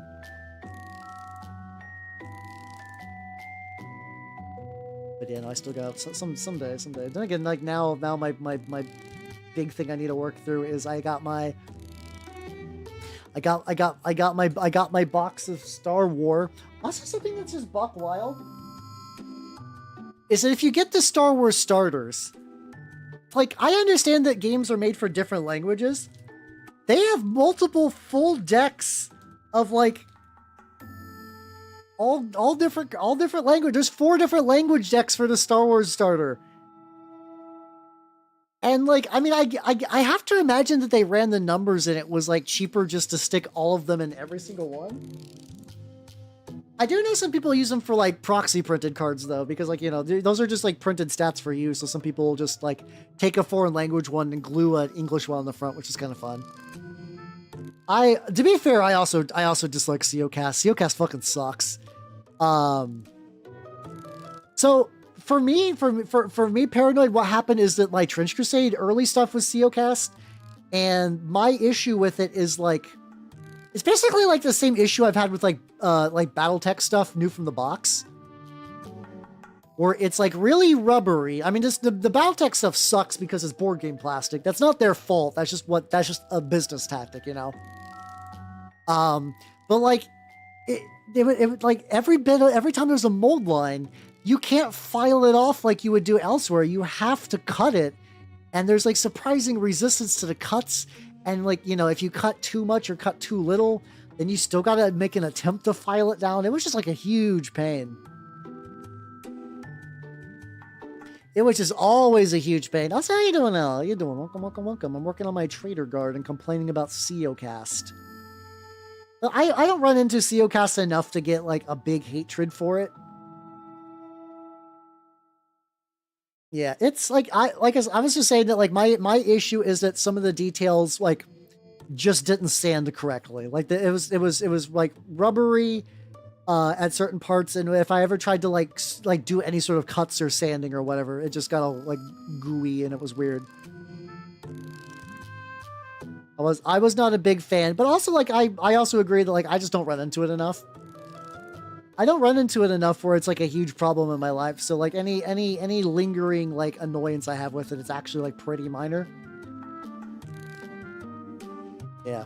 It's also possible that like I know COCast is like technically a newer-ish tech, and it's distinctly possible that like everybody involved might just be getting better COCast, or maybe that was just like the Trench Crusade specific COCast, and newer stuff is totally fine.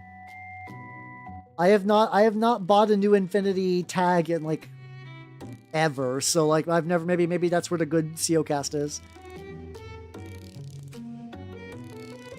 But yeah, I don't know. I also haven't I haven't bought an Infinity model in general in a hot minute though.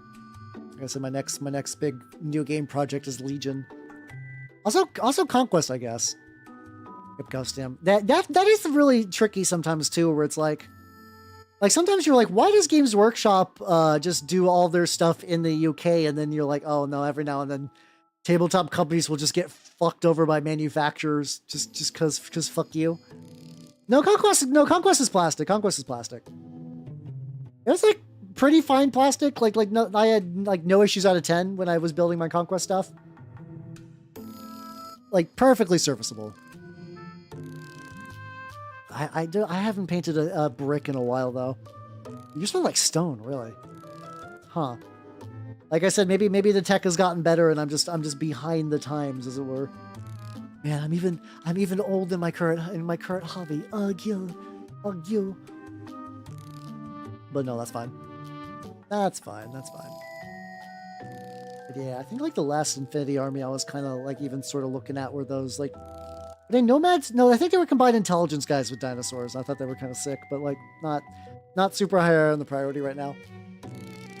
What? Okay, I mean that's potentially good. That's like the banding is potentially good. Like I said, I've not had particularly great times with it, but also other people have, so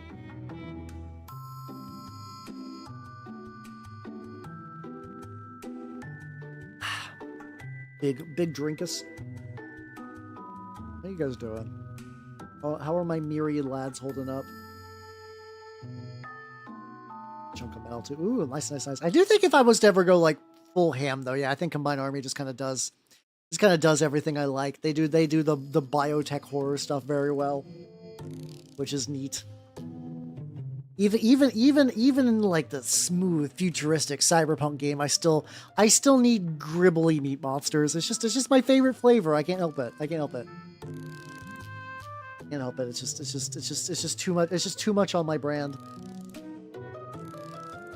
Get like a little bit of red in some areas. Nothing too crazy because I'm gonna be enameling this later. Okay, I think I got like really runny, which I gotta watch out for. Oh fuck yeah, let's go. Hell yeah. I did see that. I didn't get a chance to respond to it just because I was coming back from work, but the Malifaux idea does sound like fun because I have not played Malifaux since 2nd edition, so I am rusty as shit, but I do enjoy that game quite a bit.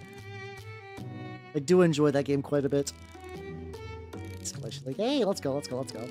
My current area has been really big on 3rd edition 40k, which is why I've been playing that a lot. How you doing, Joseph? How you doing? I'm currently working on some Trader Guard guys, doing pretty solid Trader Guard things. Rope. A random rope off to the side. There we go.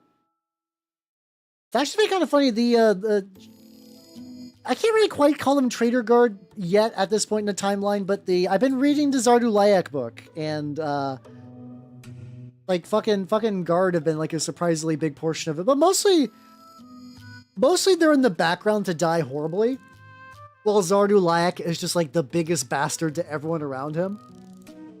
He's such a huge dick to everyone. Like, I mean, like he's not quite full like Erebus dick. He's like more wizard. He's more of a wizardly dick than Erebus is.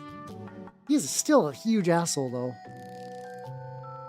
2 bill iron stars. Hey, let's go, let's go. Oh god, wait.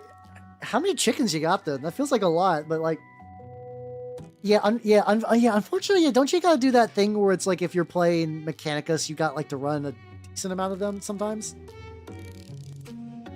Like $65 models that just move around in units because Games Workshop just has hate in their heart. Erebus says no dick, only treachery. Fair and true. I do like Erebus though. Zardoleiak is kind of interesting, but like at the same token, like he's such a weird character in the grand idea of things. Like I think like Zardoleiak, I believe, was basically invented so like word bearers could do something during the siege.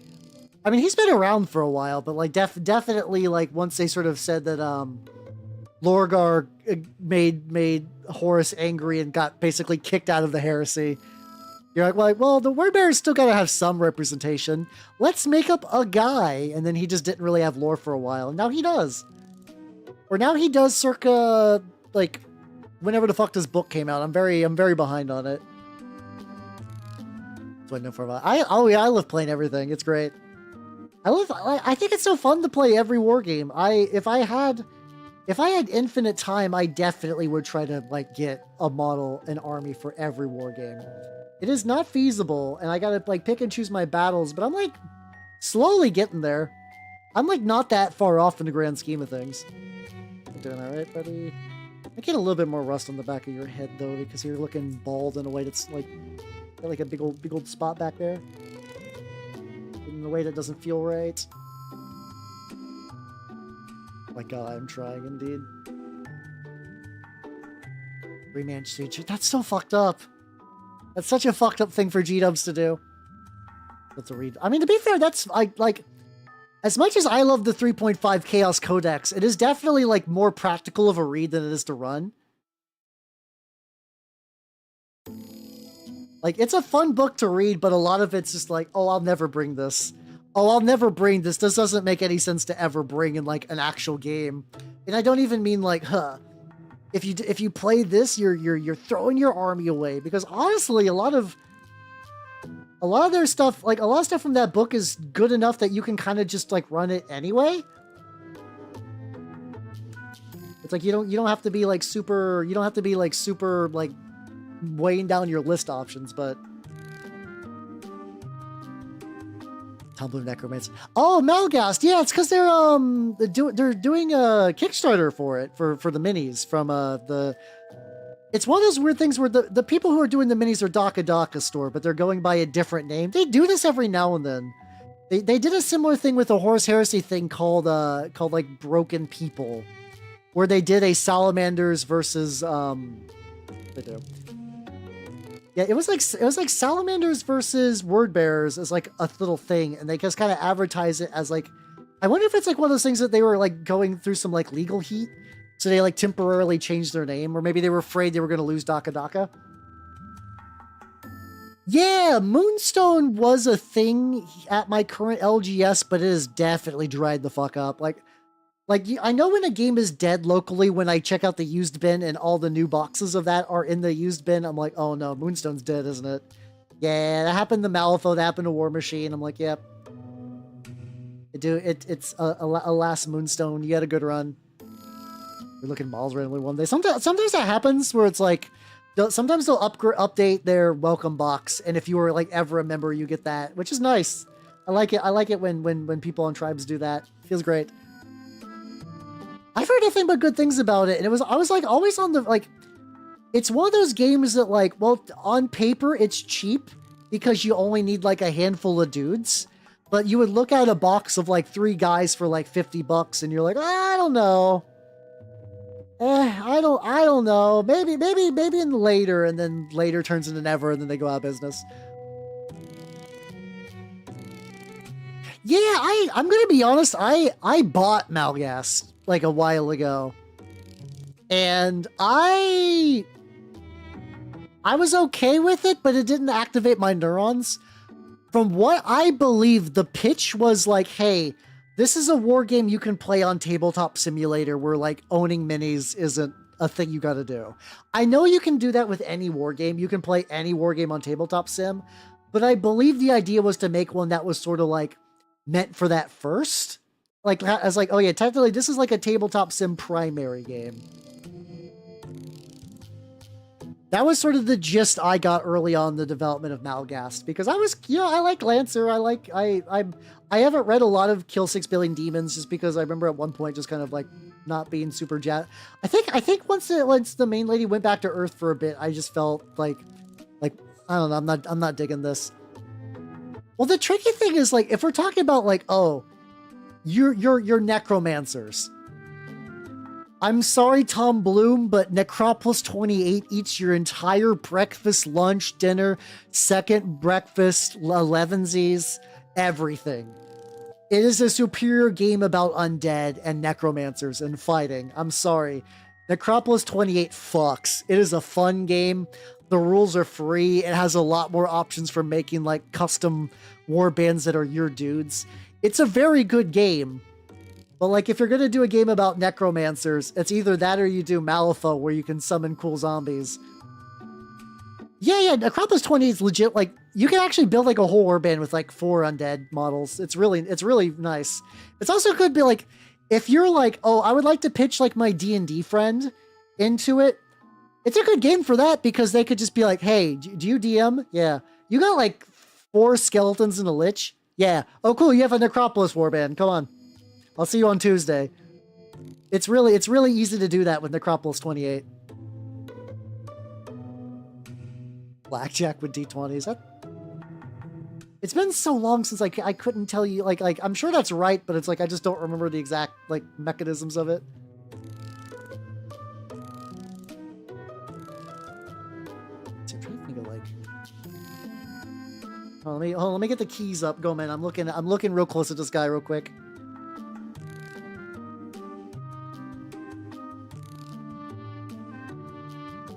Okay, there we go. I gotta get like a little bit more in there. You guys are probably pretty close to getting an enamel wash, probably during the next ad break. I think I get their shoes. Okay, I gotta do that. What's the next ad? Oh, we still got 27 minutes. Oh yeah, definitely I can make this work. Yeah. The like, they're pretty cool in there too, but like clearly, like he wanted to make like a kind of like cartoony, almost like Disgaea feeling war game in a weird way. And I think that's like a neat idea, but like for some reason, like I think the problem is I actually probably bounce off Tom Bloom's stuff more than I like it. I think I really just like Lancer. I do want to try Kane though, because Kane is just, from what I understand, pretty much just like the like Chainsaw Man war like TTRPG, which I think is like a fun niche. I think that's a fun niche to try to tap into. There we go. Yeah, I like Lancer a lot, but I've also only really played it with one-shots. My local group is really excited for, like, really likes the idea of Lancer, and just whenever I offer to run it, they just don't feel like it. They're just not into it. These are the guys who will go, like, autistic for fucking Pathfinder builds all day, but, like, as soon as a mech's involved, they're like, oh, I don't know, that looks pretty complicated. I'm like, motherfucker, I just saw you optimize, like, 8 Path Builder builds. Though I am going to get them to try Impera Maledictum this Friday, so that's going to be fun. I'm excited. A lot of them are, like, don't know much about 40K's the settings, so I get to do that thing where I, like, give them little snippets, which is kind of fun. I'm mixed on Care-Op stuff, honestly. I really, because, like, for me, like, excessive Care-Op gets kind of annoying because I know the whole, like, Stormwind fallacy and everything. Like, I don't think role-playing and, like, character optimization is mutually exclusive. But I do see people develop a lean where, like definitely one can overtake the other. And I'm going to be real, the idea of one, like, overtake the roleplay overtaking the, like, character op stuff sounds totally fine to me. I'm okay with that. As long as it doesn't turn into, like, D&D stereotypical, like, oh, I just rolled to seduce the dragon, haha, what are rules? Like, that's probably where it gets a little bit too much for me, where it's like, I do want to play the game. And I want there to be consequences. I don't want to play like nerd. I don't want to play like nerd, Whose Line Is It Anyway with dragons. That's turbo hell for me personally, but something like that. Now, so how you doing, Bird? How you doing? How you doing? Jump a new system with different rules. True, but my group has done it before. My group has done that before multiple times, and every time I do, they enjoy it. So this is it's like they've been down this rodeo before, and they have a blast, and then they adopt the system and they play it and they enjoy it. But getting there takes a bit of a push and pull, I will say. Scoot those motherfuckers and take a drink.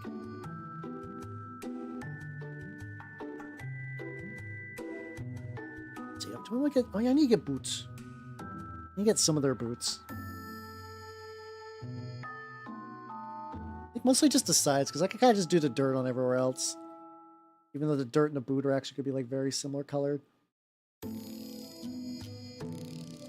Or barely indistinguishable. Yippee, let's go. Yeah, but I'm excited for Maledictum. I will say I'm very glad that I've like set the tone. I'm like, hey, you know, you're going to be like pretty skilled for the average Imperial citizen, but you're still going to be like not biggest dickus kickus. So just as a heads up. This is a heads up, and they're getting it now, and they're leaning in and having fun. So I gotta get everything set up for that. This is legitimately the first time I DM for my local group since I became a VTuber.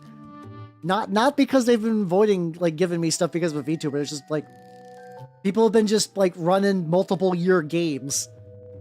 I now live in a group where the average game will be like a year and a half to 2 years, which on one hand, I think is neat. Like, I know a lot of people are like, God, why are you complaining that your lobster's so buttery? But like sometimes when like games do get kind of on the longer side, the pacing can get kind of weird. Which is why I generally try to keep my games like lower session count, just because like it gets like being you know, because like if you do a good job, you can just run another campaign. I would much rather do that to guarantee I get like a good climax and like resolution and everything kind of like works well. Where's my oxide? Let's go. Like I get some oxide on this bad boy.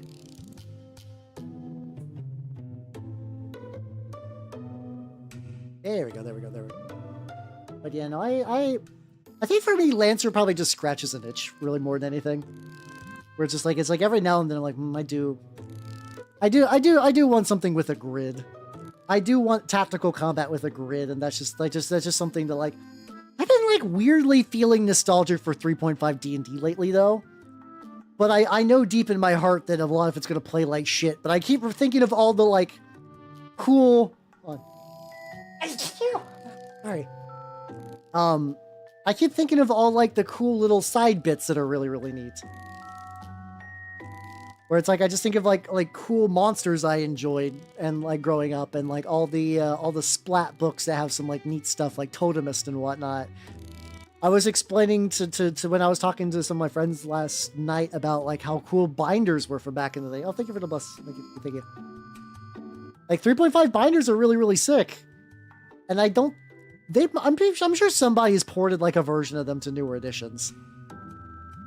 Even now, I think it's just been long enough that a lot of that stuff is just kind of remains in the edition it started with. I could be wrong though. I could be wrong. Let's see. Let's do. I need to do some dry brushing on the bases. What color do I want? Dry brush for this bad boy. Oh yeah, let's do dark green brown. Let's go. I'm very glad. I was a little worried about these guys' bases because I was originally going to do them with like a kind of like oily black base, and that just didn't end up how like the army ended up working up, just because that was for like a project I did not finish. I do love every now and then just going into my project well, be like, ho, I never finished you, but it's time. It's time. Are you ready to be real? And then I just paint base different color. I'm like, you got it, Eureka. Yeah, I like the core 3.5 is kind of stupid, but like all the expansion books, all the splat books were just so fun. The splat books were super fun. And unfortunately, they kind of go back to the idea that like sometimes the rule books are just fun to read. Because a lot of the classes were shit, a lot of the classes were balanced poorly. Funnily enough, usually kind of more on the side of like, oh, this is like garbage. Like, no one would play this. Like, not even from like, oh, I'm from like, you don't want to be super, like, you know, let's say. Sometimes people, they're like, huh, I'm a hardcore optimized power gamer. I only do optimized power gamer choices. A lot of 3.5 stuff is like, oh no, this is bad. Where it's like the idea it's trying to convey is cool, but the way it goes about it is bad. And in fact, typically there's other classes that get that idea across. Like there was the Complete Scoundrel book that I was reading the other day. It's like, how you doing, Fuber? How you doing? Soup boy rides again. And that the idea, it's like, oh, there's like a fan dancing prestige class that you can do cool like hypnotism stuff for bards. But then it's like, oh, do you like that idea of being like a hypnotic like belly dancer class? You know what's a good class for that? Bard. Directly out of the fucking book. It's you actually become worse. You become worse at the thing you're kind of wanting to do if you take this very narrow prestige class. It's very funny. Because it's like they just fucked up so bad. Oh yeah, these are some of my weapons teams for the Lost in the Damned Traitor Guard guys I'm running. The weapons team, like I got the guys who are double wielding a what's it called? A missile launcher. These I also got some plasma gun dudes. I'm not even talking Shadow Dancer. There's specifically like a saucy kind of like fan dancing, belly dancing prestige class in Complete Scoundrel. It's so shit that I don't think people even remember it. Like Shadow Dancer is kind of fun though. Or you would read about like the Eldritch Knight and you'd be like, ooh, I could be like a wizard with a sword. And you know what did a better job of that? A wizard. You could probably just use like all those various buff spells and be just as fine. Or realistically, if you want to play a wizard with a sword. I'm sorry, you just don't play a wizard, you just play a cleric. Just play a cleric with a sword, and honestly, you can shoot fire, you can cast spells, you can wear heavy armor. It's kind of actually what you want to do. They just told you that it was the bitch class that healed that you give to people you don't like or your girlfriend. That was kind of like, huh, are you female? You should play cleric because we need heals. Meanwhile, cleric was like one of the best classes of all time for just everything but healing, because healing is kind of mechanically bad. How you doing, Lucky? How you doing? There we go. Well, out of combat heal's fine. Like, that's the thing you do need. In combat healing's bad because anytime you heal, you could just kill your opponent. Like, you know that idea of like combat doctors where it's like the best way to deal with an illness is just to kill it kind of deals? Yeah. Easily the way you do that. But yeah, 3.5 was like I said, I'm feeling nostalgic for certain elements of it. Yeah. Yeah, channeling to harm is kind of baller. Honestly, though, the best way you use channels is just to use them for abilities that let you turn channels into other things. It's just they fundamentally fucked up so many options with that class in a spectacular way. It's really funny. But to be fair, they balanced the game the way they thought your average group would play. And to be fair, I bet most people played 3.5 with like a cleric that only healed, a fighter that used a sword and a board, a rogue that was a rogue, kind of hard to stray from that path, and then a wizard that only cast fireball. That's your party. And they balanced the entire game around that, and that's true because a lot of people would play that way. But if you like ever look into the rules, even so very slightly, you're like, oh, wait a minute. The wizard just summons and casts haste all day. The fighter just great weapon fights, or maybe plays like a druid where they get to be a bear and summon a bear and do stuff with like summon bear, become bear, have a pet bear. Conceptually I like sword and board, but it was just not great in 3.5. Maybe there's like some splat book that you could min-max that, but I don't recall any off the top of my head. Yeah, I mean, the Iron Kingdoms TTRPG was really good. It's a shame that it died and now it's just 5th edition again because we can't have nice things on this planet. You're tryharding, so you're going good. Hell yeah, let's go. Nothing wrong with that. A little bit of like white on there. Bad when friend had to leave and call it. Oh, yeah, no, that sucks. Yeah, that's unfortunate. I mean, I guess that's also kind of awkward because you said that that's going to be the last part of that campaign too. But hey, you know, you're going to start up the new one soon. Everybody gets to try new stuff. That's not too bad.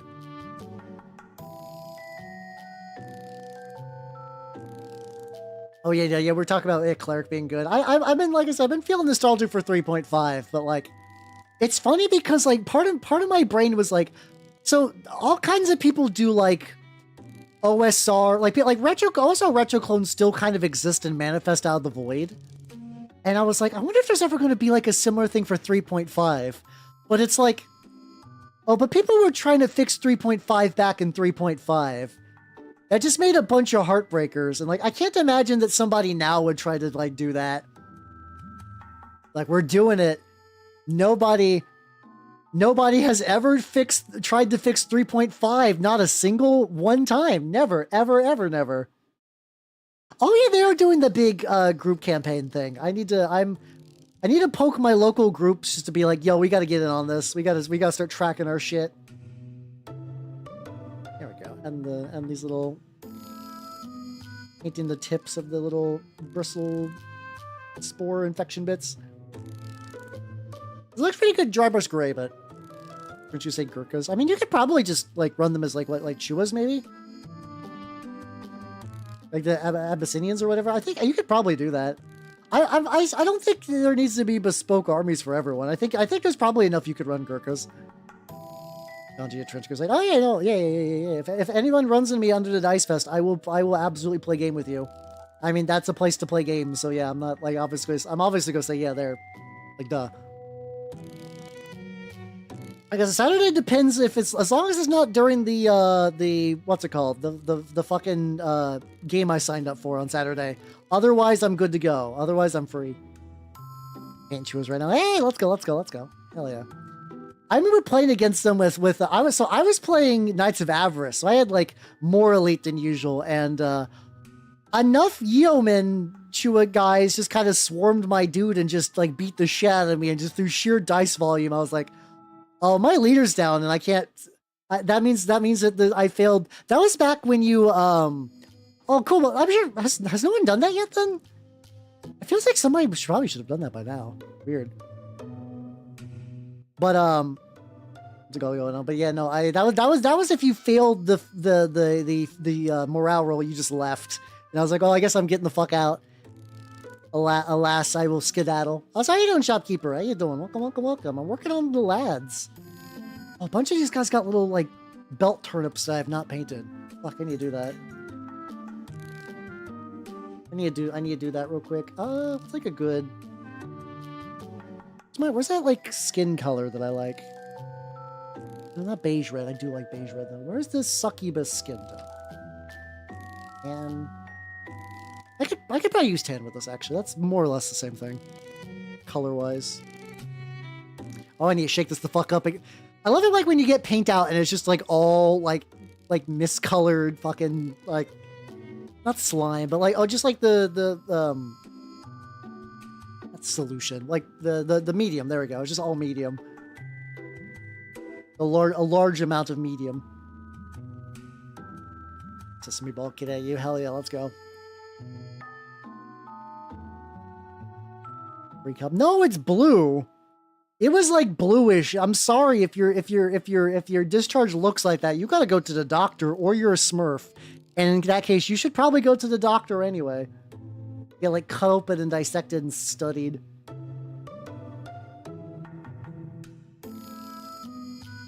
Use like weird little belt vegetables. I totally forgot to do for like basically everyone. Yeah, give me some warning. Yeah, give me some warning. Obviously, that's just good sportsmanship.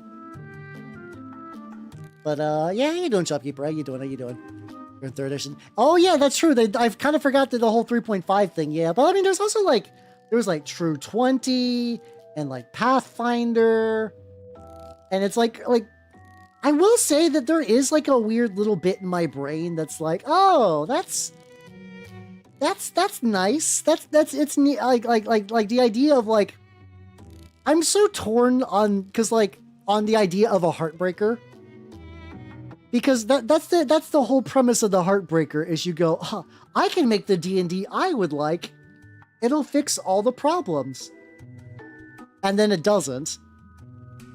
It doesn't do that.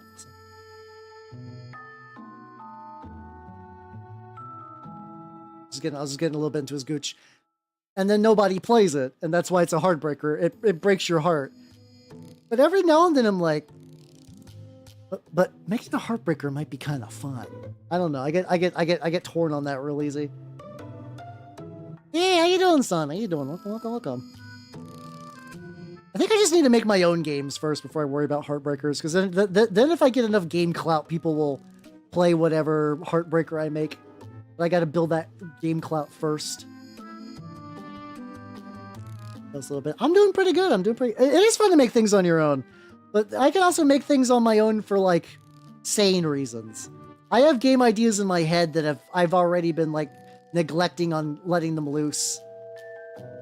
If I put it towards something that kind of makes sense and people will actually like maybe give time of day, you know. But do you make it a homebrew system? I mean that's pretty legit. That is kind of the dream. Right now, that's kind of where my group is at. Where a like weird Pathfinder variant is beginning to form amongst my group, which has been interesting to see, because there's like a lot of like legitimate gripes with the system that are being addressed, but I also feel like it's getting really complicated, like overly complicated. So I'm like, oh no, the game design sins are piling up. If I ever did make a fantasy game, I would call it the Hellbreaker. I think that's fair. I think that's the funny move to do. Just lean in, just be like, yeah, no, this is my Hellbreaker.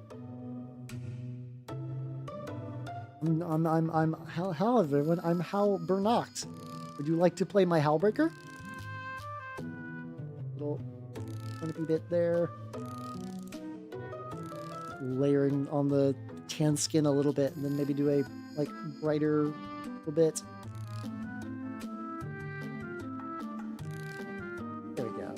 There we go. We're getting there. Do I want to encourage hell breaking? Yeah, I'll do whatever the fuck I want. I don't give a shit. I don't give a shit. There we go. Get that on there. Is there like weird flesh up there, or do you just got really high-waisted pants? I think that's just weird flesh up there. Oh fuck! I still need to get the hands. I was like, oh, these guys will be ready in time. These guys will be ready in time.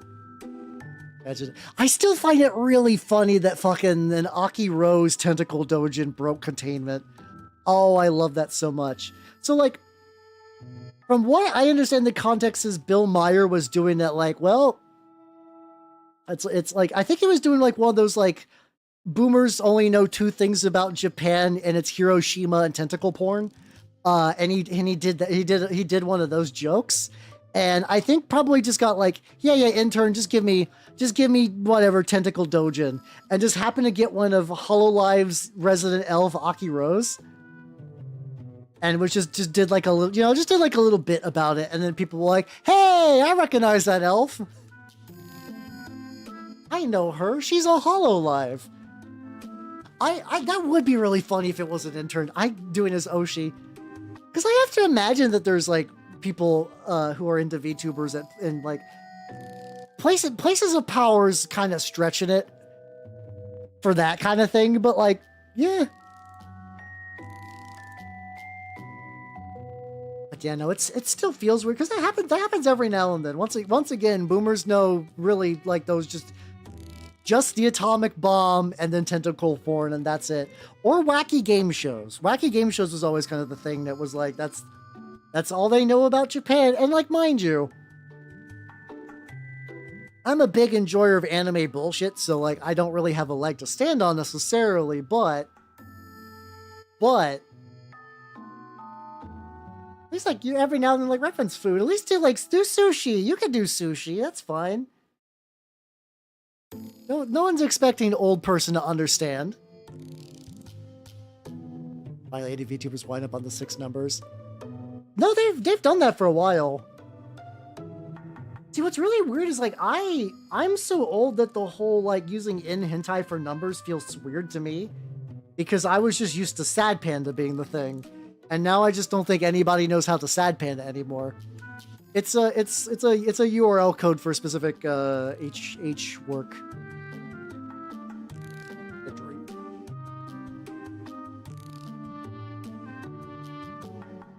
Given a number of furries in it. No, true, but furries are different. Furries are a whole different thing. Is this like really shitty brush for a quick metal dry brush? No, that's fair, but I think that's the one that kind of like became like the popular one that most people use. So like, whenever someone's doing like a cheeky little joke, but yeah, no. I mean, I'm used to people trying to defeat the panda so they could read their shit. And I just don't think that's a thing anymore. I actually don't even know if Sad Panda's up. That was the hip underground place to read strange things on the internet. Also, art books. Legitimately, that place was really, really good for art books, especially like old out of print ones. Or you could literally do like I'm here for the articles thing for art books, unironically. It's kind of funny. Getting tarnishing some metal for the plasma gun because I thought that'd be fun to do, and I was correct. Enough paint on this bad boy. It's like it maybe got a little too heavy on the end, but that's fine. It's fine. At some point I lost my copper, so I switched to doing this with a bronze, and it still looks pretty good, so I can't complain too much. I like I lost it where I'm like it can't have gotten far. My desk is only so big, but I just, for the life of me, cannot find that motherfucker anywhere. How are the lads looking? How are you looking, buddy? How you looking? He's looking pretty good, but yeah, no, I gotta get the hands. Oh, I gotta get the hands. I like a good layering color. It's like I did buff with the, yeah, okay. I did really like the combination of colors I used for the Great Unclean One's skin. But it's not like, unfortunately, that was done on like a lightly, well, it was like a light brown. Oh, actually, hold on. I have a light brown. I have a dark orange brown that could kind of work. And instead of that, if I used a mahogany, which is a bit like better pigmented, where the fuck is my mahogany at? There we go. Yeah, I mean, I would have been doing the wash anyway, but yeah, no, absolutely, the wash is going to become a big thing. Whenever I enamel these bad boys. What might be happening with the enamel is that, like, I might, what's it called? I could enamel these guys during break, but probably, well,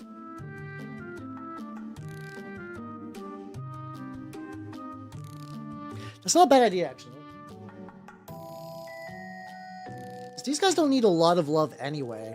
This guy's got some, like, weird leg meat that I might want to do something with. If I can, like, mush that out real quick. Because this was like a purple with, like, a bunch of dry brush colors on there. So I love the phrase mashing the leg meat up. Because I also got those piles of corpses, which aren't part of this project, like, at all. They're not part of this project at all, but I would still like to get those enameled so I can actually, like, wash them. Something like that, maybe. Same deal on this one. I think this was like, yeah, this is like a dry brush onto a... Oh, yeah, this guy's got... Oh, this guy's home. He's got, like, little bits. I was not aware of. Hold on. Did this guy get the little bits? Fuck. No, wait. Hold on. Hold on. No, I can fix that. I can embed his little bits a bit more into the metal. I mean, into the flesh. So if I just wanted to go, like... I'd, like, do that. Like that, maybe. Yeah, that's not too bad. We got a handsome lad. Can I speedrun this? Can I speedrun getting these guys onto the thing and primed and ready to go? At the very least, if I get these 4 motherfuckers done, tonight. That's still getting some model finished towards this fucking project. Well, it looks like it's ad break time though, so I will be RB probably after some priming. Wow.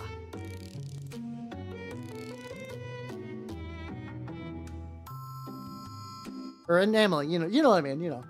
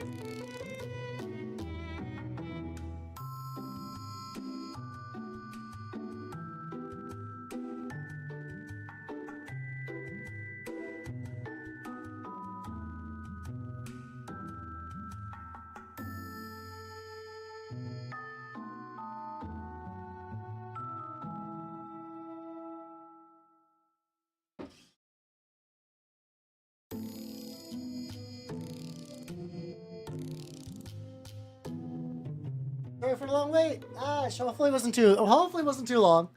And I am back. Hold on, I've returned. Welcome back, everybody. The weapons teams and the piles of meat have been matte. I used matte varnish. I used a matte varnish. Yeah, probably could have got away with the gloss varnish, honestly, but yeah, it's just what I got, and that's fine. The D12 system, huh? I really don't see those like ever. How is it? I'm curious.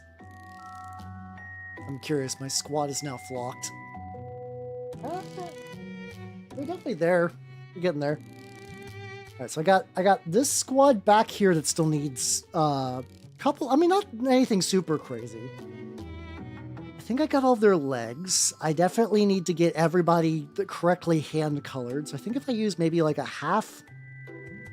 Yeah, what if I use like half of this fucking mahogany? And I do half buff. And I swish it around together with a mixing brush.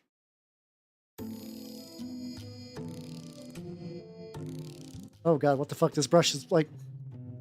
I was... Hold on. Everything is in the wrong place. Yeah, I just grabbed this brush at random to mix it. It is... Oh, what the fuck? Okay, it was like rock hard a second ago, and now it's totally fine. Maybe I just need some water to reactivate it. Okay, this takes, I think I just recreated the Caucasian skin tone from First Principles. Okay, interesting. That's an interesting thing I did. All right. Well, that should be fine. I mean, I'm gonna, like, eventually build it up to be weird and pallid and sick anyway, so, like, as long as this, like, coat's decent. There we go. Yeah, I mean, I mean, to be fair, I've seen that work on things like Savage Worlds and stuff like that. So, like, the D12 does got some legs for variance. So I can see where you're going there. Let's go for the power of Honky. Oh no, what do I do? Really the most cursed of all powers. Get like a little bit of this on here, on like the various hand meats. Oh god, this might be another instance where I gotta get like a lot closer than I've been. Most of the other details aren't too crazy bad, but the hands on... It turns out, like, regular human hands, itty-bitty. Tiny, tiny even. Just try to get in there and get it. Yeah, I do think that could be, like, the hardest thing ever to undo. It does also seem to have, like, pretty decent coverage, so once I start going in with the buff, which will make it a bit more, like, weird and pallid and yellowy, I think it's gonna be fine. So many angles. Which was defend. Yeah, I mean, I'm not surprised. I'm not surprised by that. To be fair to Twitch. To be fair for. Not too bad. I wish my brush was a little pointier. God, I keep complaining. Maybe that's what I'll do after, like, maybe this upcoming. Because I'm the thing is at this point, like, I just want to like I need to save my money now. Under the Dice Fest, like I don't think it's gonna be like super expensive or anything, but it's like yeah, like it'd be good to have a stash for that. Also, maybe new brush, maybe some new brushes would not be bad. As long as I get like the hands close, I'll be cool. So I can continue to lean in. I still have not actually used that like kneeling pad that I bought. I guess I haven't really been in a position that just actually like gunks my shit up like too bad. So I think that's what was happening last time. I was just like the positioning was really looking at this guy. I'm like contemplating if he needs some more metal or some more rust on that other arm. Like some of the angles makes this looks kind of dark. Like I just didn't paint it right. Oh no. Okay, no, it is metal. It is metal. Okay. We good. Yeah, it's like every time the people talk about like I know Adepticon has these too where it's like these like weird people are just like yeah no I just emptied out my closet and here's every metal Mordheim model ever made. Yeah, I'll trade you all of them for what like $5 in a burger. Yeah, that sounds good. Like it's like oh you're not ripping me off. I just need to get these out of my closet. I really want a burger, so you can actually feel pretty good. Like, morally speaking about this as well. You did not take advantage of me. I just wanted a burger and $5. Like, it's kind of like the craziest way to get, like, all these out-of-print, like, minis in a way that feels good to do so. And, like, I have to imagine the actual place is going to be like that. But that seems to be mostly, like, night markets at, like, Gen Con and stuff. Or, like, Adepticon, primarily. So how you doing, Lego Man? How you doing? I'm working on my... my Traitor Guard. And they're tiny, tiny little hands. They got itty-bitty little grippers. They're angled incredibly awkwardly. But it'll be fine, though. How you doing? I'd be having a good time. Be having a really legit time. Also realizing that, like, the next... It's like... Unfortunately, I don't know how long the After Guild thing is going to go, but I think I'm just going to use that extra time on Thursday anyway, just to maybe do some tabletop prep, just to be absolutely certain that I'm going to, like, be able to use to play Imperium Maledictum to, like, a good standard. I just gotta like it's been a while since I've like really ran like a totally new system. No, grippers usually refer to the feet. I guess you're not wrong, but like hands do grip a bit more. Hands do grip more in general. I don't know like where did calling feet grippers come from? Like what is the deep gripper lore? Honest to God, I have no idea. I have no idea of like the actual lore on that. It's just one of those things that like just being on the internet, I've just internalized after all that. Yeah, feet are grippers. But why? What led to this? There we go. I have zero idea. Yeah. Nobody. Maybe it's a grippy socks thing. Maybe enough people just like mentally ill feet, and that just kind of transferred over, I guess. Maybe return to monkey, true, because monkeys they do got the grippable, they got the grippy feet because they got hands more or less. That would maybe it's like some like midway point. Like I feel like I could maybe like Google that answer, but I can't imagine I'll get a satisfactory answer from that. I have no idea. I guess it could be about toes. I guess toes can grip. Damn girl, you grip with those toes? The gripping sound? I guess maybe it's just because I move silently. Cat. Or a ninja cat. Like maybe I just moved too silently to realize that like other people be making gripping noises. But yeah, I don't know. But yeah, just like I said, I just kind of like internalized. Like, yeah, that's just what feet are called on the internet, grippers. Yeah, that totally normal thing that everybody's aware of. Once again, knowledge that like if I talk to anybody at like the guild about this, they'd be like, I don't know what the fuck you're talking about. Hal, I'm sorry. I'm gonna talk about this microbrew I've been enjoying. I'm like, oh god, please, I need the sweet release. Return me back to the internet where I'm at, where I thrive. I don't know what to do IRL outside of a game. At least if I'm like in a game store. It was really funny though, because I had a friend of mine who's like, man, I don't know, all the clubs and stuff I've been doing have been like falling apart, and I've been like this is the first time I've heard somebody bring up the whole like third space thing. Because I've always found the third space kind of like, there are people like, third spaces don't exist anymore. And I guess it's always been weird for me because it's like they exist, but they're game stores now. The primary third place that I have always had easy access to was a game store, but I mean that also involves like some level of like investment and like wanting to play the games there and whatnot. But yeah, they're like, my friend was like, well, how like they're like, the things I'm doing right now are falling apart just because of like internal drama.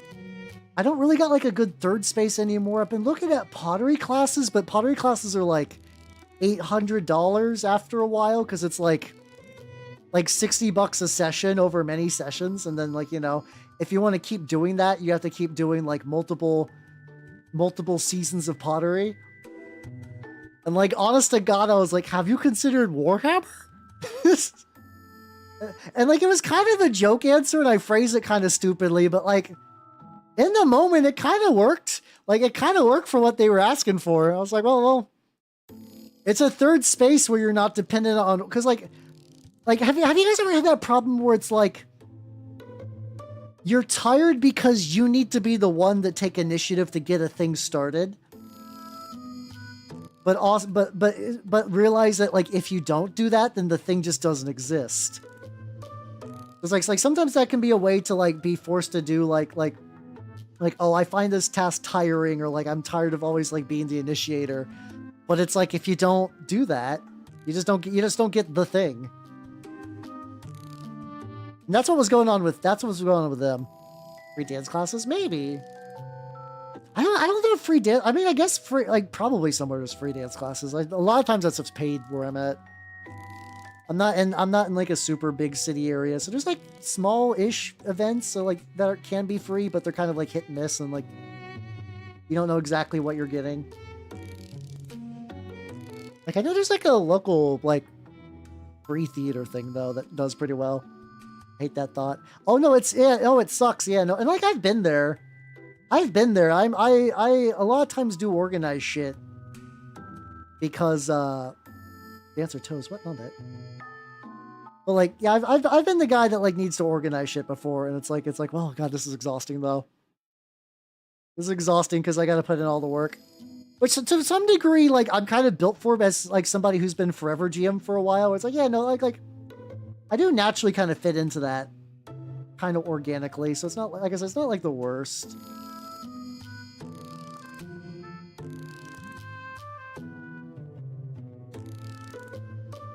Too many anglings on this. Bad. What I'm hoping to do is maybe hit that with that like murder scene, and then oh, this is really awkward at the stage. It looks bad, but it's gonna be fun. It's gonna be fun. And if I want to break, if I just get enough layers on the hands, I can do some quick enameling, which will technically bring me progress too for some stuff. That would get me effectively like technically 6, because the guy on the double base with the legs, the 2 sets of legs count as 2 dudes in my army. So that would get me like a decent head start on getting this project done. But like, I don't know. I do need to get like at least a couple of guards. This is why I don't pick guardsmen.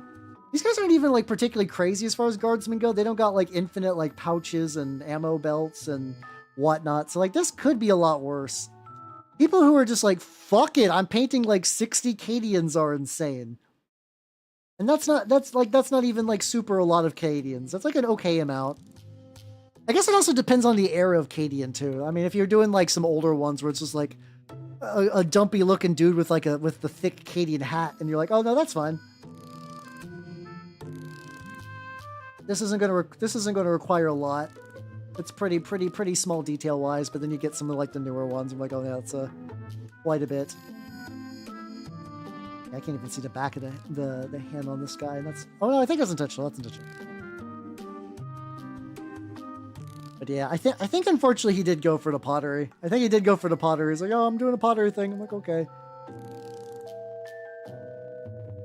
Which, I mean, to be fair, getting, especially like if you're not like super interested in it, just like trying out wargaming for a lark can be a big ask, for sure. But technically, just other games, like you can always play like a TCG or something like that, but that's also like a whole thing as well. At least I do live in an area where like the Magic is not the only TCG, so if you need variety, that exists. I do keep seeing more and more boosters for that Star Wars TCG, which I keep hearing is like kind of like EDH, but with Star Wars, which is a little intriguing. It's a little intriguing, but I haven't really fucked around with it too much, or at all, actually. I think no matter how good that game is, I just can't live with the idea that like, yeah, no, it's not. At some point, a license might be lost and this game will be dead. I think the only reason I can cope with Star Wars Legion is that like, if one day Star Wars Legion ever shuts down, I just suddenly have a very weird shaped Imperial Guard army. And I was like, yeah, it's just, I just got like Imperial Guards. Yeah, some of them are blue. It's fine. I guess I could run Rebels as a weird Tau force. That'd be kind of fun, actually. Like, if Star Wars Legion ever dies, I'll just print a bunch of, like, Tau shoulder pads and just put them all on my Rebel guys. And be like, yeah, you know. Mixed auxiliary force, baby. Yeah, that's true. They never specified which Empire. I mean, they're against the Empire.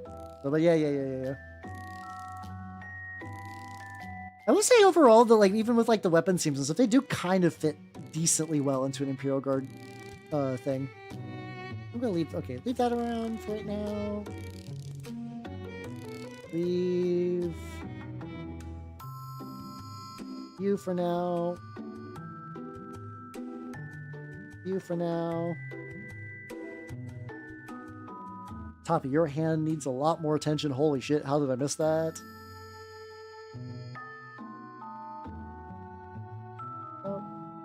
Like slightly thicker looking than I'd like, but like once it's all like enameled and everything, it's gonna look fine.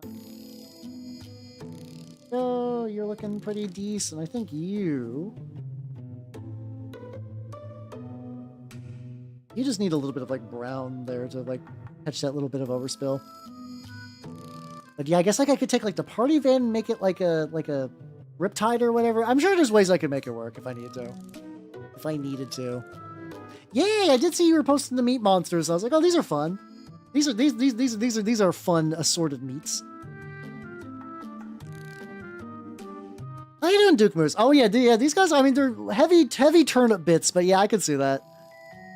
I can see all that. How you doing? How you doing?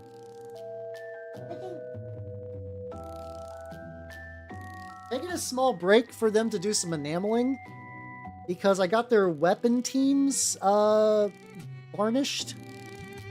Like a little bit of like, no, this is fine. Them. And also, yay, oh fuck. Oh. I don't want the corpse bundles directly fall on my leg, and I was like, that's where did it go? Screw these up. Necromunda. Yeah, I keep hearing like wildly different things where some people are like, oh, you know, they've made some pretty good changes to that. I mean, they do kind of look like a nice like blueberry scone. I totally get where you're at. I can't give you shit for that. That is real and true. So yeah, 226. Oh, that's too many. That's too many models. Fuck. Painted in one color. You should. I mean, like, are you using like what are you using, like texture paste or honestly, hit up on Michael's. You can get all kinds of like fun little leaves and stuff for a base, like pretty easily there.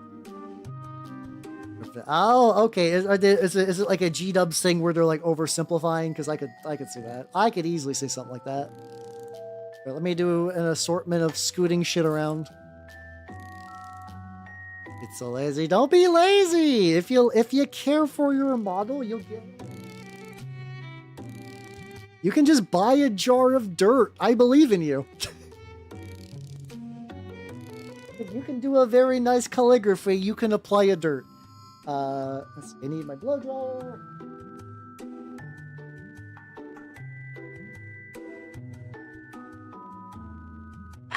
Oh.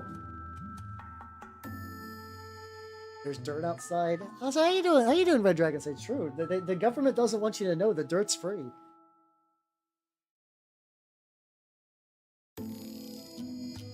Light cable wrong. There we go. The freest dirt's actually ones you can steal from your neighbors.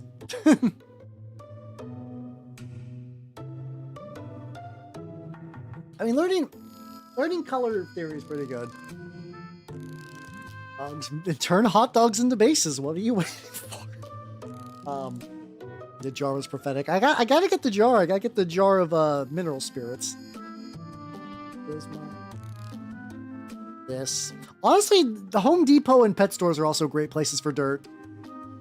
I did make a base out of. I did make some terrain out of Sweet Bro and Hello Jeff barbecue sauce back in the day. That terrain's still holding up.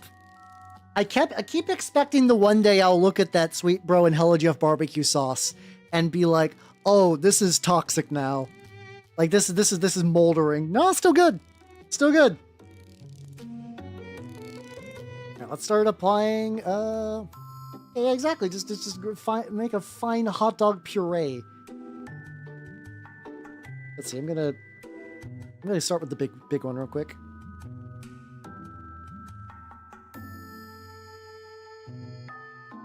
3, 4. There we go. I'm doing my little enamel mix up. So how you doing, Arun? How you doing? How you doing? Yeah, I mean, technically, like, I need to get these guys done anyway. But I was like, I was getting ready to varnish my dudes, and I was like, oh, these guys are here. Yeah, you know, I'll just knock this out real quick.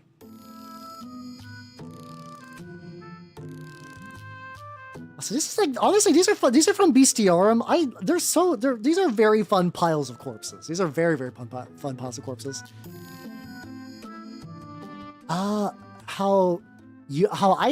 I found out about the original Trench Crusade Kickstarter, the original one, back where it was like, oh, this is a dude doing some cool models for like $20. And I was like, oh, cool. And then one day he's like, yeah, so we got Thomas, we got Tuomas to do rules. He did Mordheim. Also, we got all these other cool people. Also, it's like a real game now and not just vaporware. I'm like, oh, It shocked the fuck out of me because at the end of the day, I was really just hoping to get some cool models. Like, if it never turned into a war game, that was never my original expectation, you know? Yeah, it's me, Halber, huge meat knocked. Yep, that's a thing. You fucking nerd. All right, get some blow drying in there. I'm doing pretty good. I'm doing pretty good. I've technically made a little less progress on a lot of stuff today than I would have liked, but I still got an hour and a half, and like stuff will be done. So it's not too bad. Go, and then I can just kind of maybe wipe a little bit on the bottom, and then just kind of go. The nice thing about a pile of horrid corpses is that they don't really need to look super nice. They just need to have some like nice definition, so that way when I put them on the table, they just kind of look pretty and stuff like that. He has a delicious scone. You know you want delicious scone. What's my favorite meat? Oh, that one's actually kind of easy. I enjoy eel. I enjoy eel a lot. Eel is really, really good. It's hard because like eel is not like a meat that's typically sold in a lot of places. You pretty much have to go to like Japanese restaurants for good eel. I know other people, like other countries and like places sell eel, but none that's ever like anywhere nearby to wherever the fuck I am for sure. Scorps.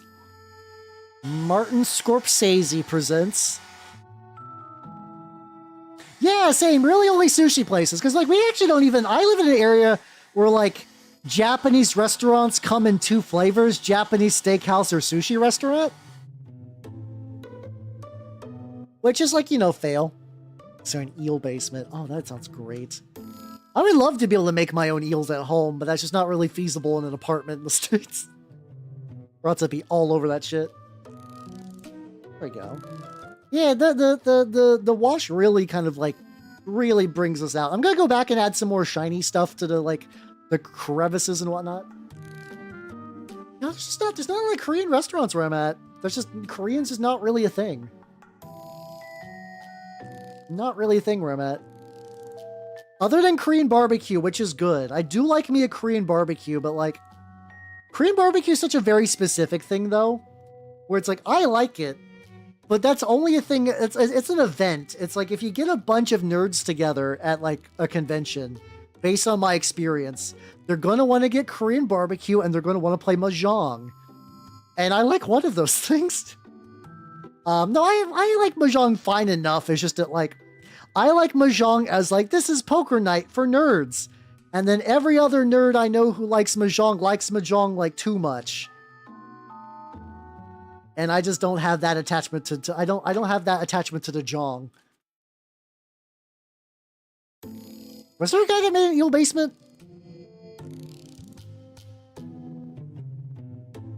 Yeah, that's kind of like also where I'm at. Yeah, that's in a similar thing where like nobody like I don't care if like somebody who's like not Japanese runs a Japanese restaurant, but it's like it almost seems like the shift in like in a wheel. It's like everybody is just ethnically adjacent, like one notch away from whatever restaurant they're running. Which is fun. The food's always good though, so I can't complain. Do it. Acquire a pet crab. You'll have fun. Crabs are cute in general, though, to be fair. There we go. For drunk commander. I mean, that sounds like a great night. What commander do you trust to play while you're drunk? I mean, if you have a crab farm in your basement, who's gonna stop you? No, I actually remember there was like every now and then. I usually don't fall for random YouTube like weird clickbait from people I've never heard of, but there was a guy who's like, "Can I just like raise crabs in my garage?" And the answer is yes, but everything constantly flooded and they smell like shit, and they keep like trying to like break out and eat each other.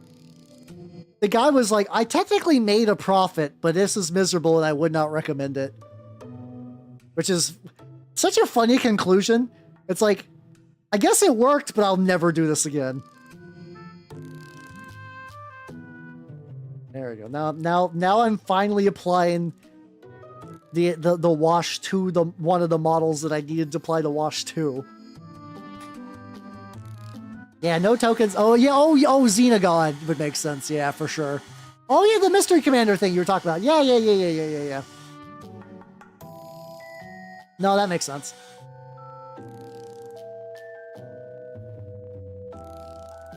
Throw the sponge away because that one's coated.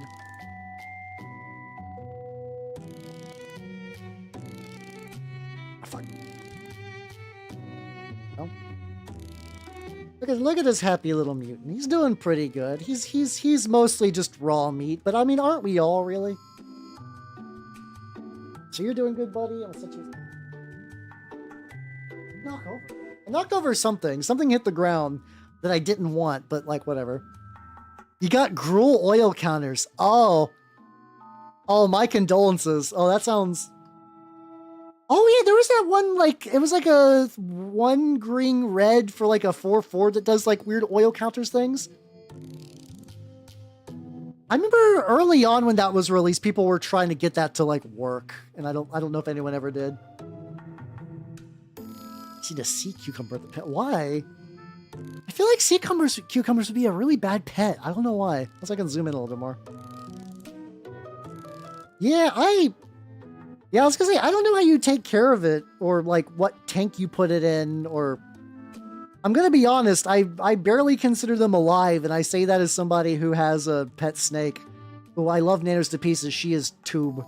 She's tube furniture. It's funny because like me and like some people, like some buds I haven't talked to in a while, got into like a big like Discord chat to talk about like how everybody's been doing, and everybody else has had like dogs for 2 years. I'm like, snake 7 years, baby, let's go. Hell yeah, brother. Yeah, but I mean, I also shoot strings when I'm disturbed, so like, you know, maybe we're not so different, me and sea cucumbers. It's a stupid joke. I'm sorry. It's a stupid joke. Best life would be living half plasma gun. I mean, what's stopping you, really? At the end of the day, what's stopping you from being half plasma gun? Is it that plasma guns don't exist, or you're not ready to cut off your torso? Either way, both of those sound like quitter talk. So 96% DNA with them. I might have a different amount, to be fair, though, just because of my horrible, accursed nature.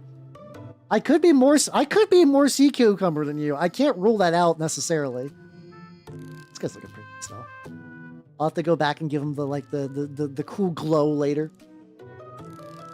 It could. I mean, I can't rule that out. Like I said, I can't rule that out that I'm not like 96% sea cucumber.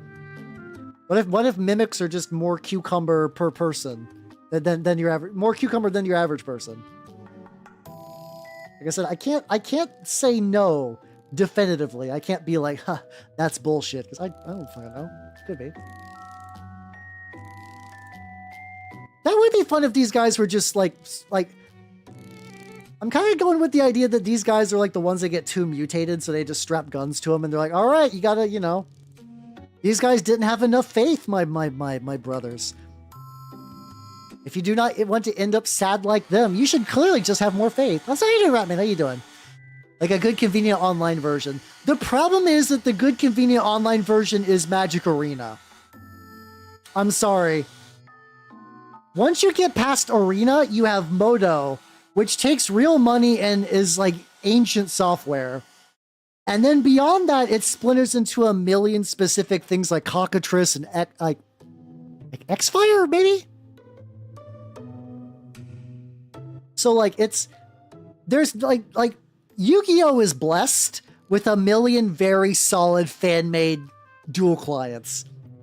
Magic does not have those. Magic does not have nearly as many because people just play Modo, or they just play Arena, or they play on Tabletop Sim. The amount of people who care about having access to every single card compared to like ease of use are actually, it's pretty low. It's pretty low. I wish I could bear better news. Thank you for hydrate. Ah, there we go.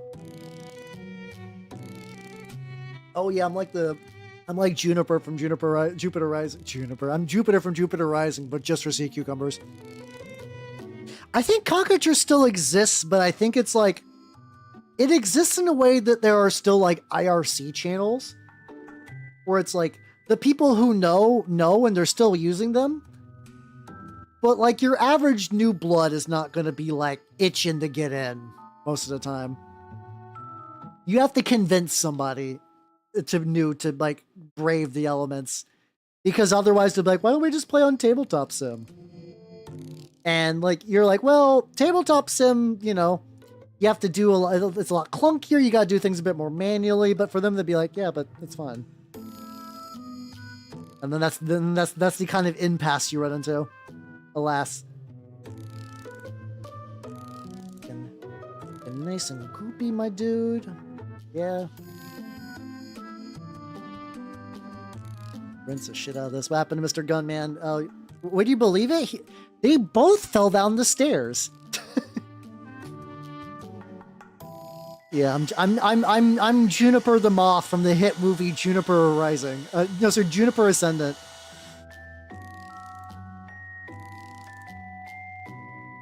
But yeah, he's it's you know, sometimes you're just two piles of flesh that's a gun. Sometimes it'd be like that. I have green hair. Yeah? A lot of people got green hair. I hear green's a very creative color. Real true patriot certified facts. There we go. There we go. I'll go back later in and probably flesh up more of the meat directly contacting the gun. But otherwise, hey, handsome fellow. How's you doing, Sarka? Welcome. Yeah, the handsome fellows are doing pretty good. Ooh, ooh, God. Look, the piles of meat turned out, they're still drying, but they turned out really good. Let me zoom out. Also, let me zoom out a little bit too. Oh, I love how these turned out. I'm just gonna start, like, whenever I'm doing like a big print, I think what I'm gonna do is just keep printing more of these until I got like a whole table filled. That'd be great. Just play on the meat table. Yeah, no, Yu-Gi-Oh! Is a fucking, like, crazy fast game. I love that Yu-Gi-Oh! Got so fast that traps are not like, haha, I riposte your play. Traps are like, we made this effect really strong because waiting an entire turn is too much. Like, waiting an entire turn for an effect is a huge detriment, so we're going to give you a big payoff. I'm like, damn. If it'd be fucked up. I know shit about war games. Well, I mean, there's that one Trench Crusade corpse kind of like disposal place that I could just build a board for that. Just like metal shipping containers and piles of meat and like drainage ditch, like drainage little squares. I'm like, oh, that could be fun. I'm gonna be honest. I think beyond that, like the initial "Don't Hug Me, I'm Scared," I've never watched like anything else new from them. Yeah, because like otherwise, if I have a brain problem that if I'm like printing something and there's like 1/4 of a printer left, I'm like, oh, I gotta do something with that.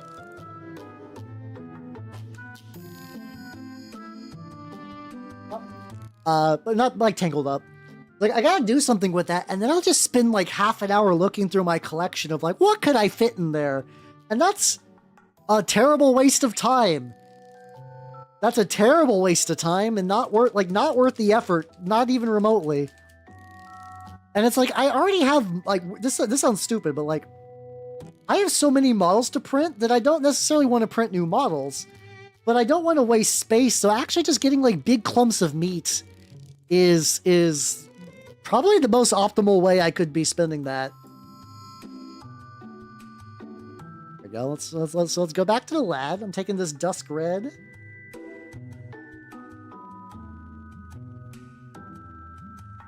Just going around the hands. So if I want those hands to be kind of like slick and bleeding, that's also fine. There we go. There we go. This is kind of evening out the shade, which is good, and that means I can probably go back in later. Hey, there we go. I have really been enjoying working with these like red speed paints for like little flourishes and stuff. It's been really, really good. But yeah, the opportunity cost, and it's also just like, well, it's like, you know, I'm going to be using the same amount of gloves anyway. And like I go through resin at a pretty steady rate. So it's like things like, you know, I don't know. It's like, it's a dumb little predicament I put in myself into quite a bit, but yeah, it's fine. And this is also, once again, I'm using because this is wanting to go into the feral, I'm using a shitty synthetic that I can just bake the fuck out of with isopropyl alcohol. So I don't have to worry about, like, getting things too precise.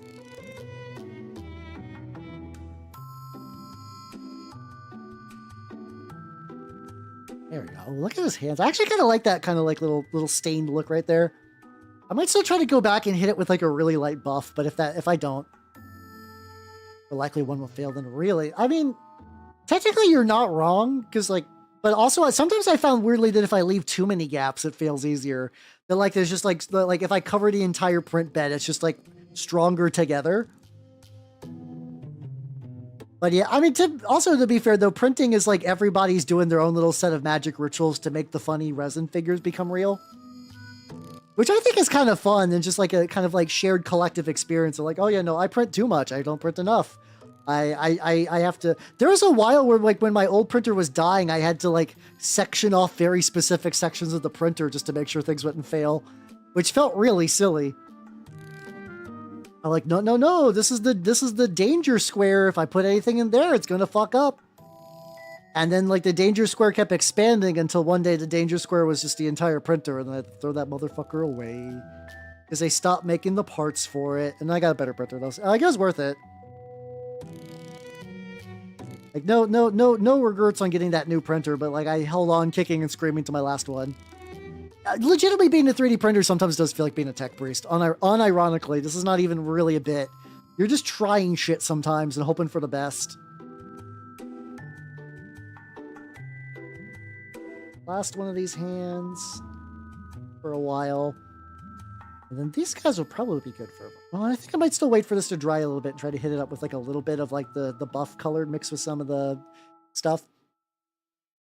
Maybe one of these days I should get one made. Let's see, what do you got going on for your shoes? Some of the shoes just aren't covered in brown. Yeah, I mean, I'm gonna be honest, like, opportunity cost, like, time is a thing. And, like, printer tech does evolve quickly enough that technically buying a new printer, assuming you can afford it, will always probably give you a better printer than the last printer you had. Now, should you be doing that, like, yearly? No, but, like, if you have one that, like, well, it's an old printer and I keep upgrading it I keep trying to, like, fix, like, broken parts every year. After a while, you know, you could just dunk that fucker into the river. And it would be fine. Yeah, no, mine was like that for a while, where it's just like, yeah, it's like, this part's kind of 50-50 working, and it's like, oh no. Get a little bit more dirt around the bases of some of these, just because some of them got some like shoe bits that are loose. Yeah, dump the resin into... No, don't do that. Once again, one of the biggest, like, resin is poison. Like, what I do for, like, I have actually 2 clinging vats. One of my clinging vats just holds, like, old, that I do, like, I dunk everything really quickly into one.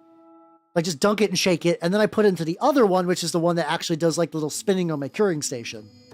And then every so often, I just pour resin into a bucket and let the bucket dry so that it leaves, like, a chunky cured resin brick. And then I throw that away, because that, you know, that's no longer resin, it's just cured bullshit.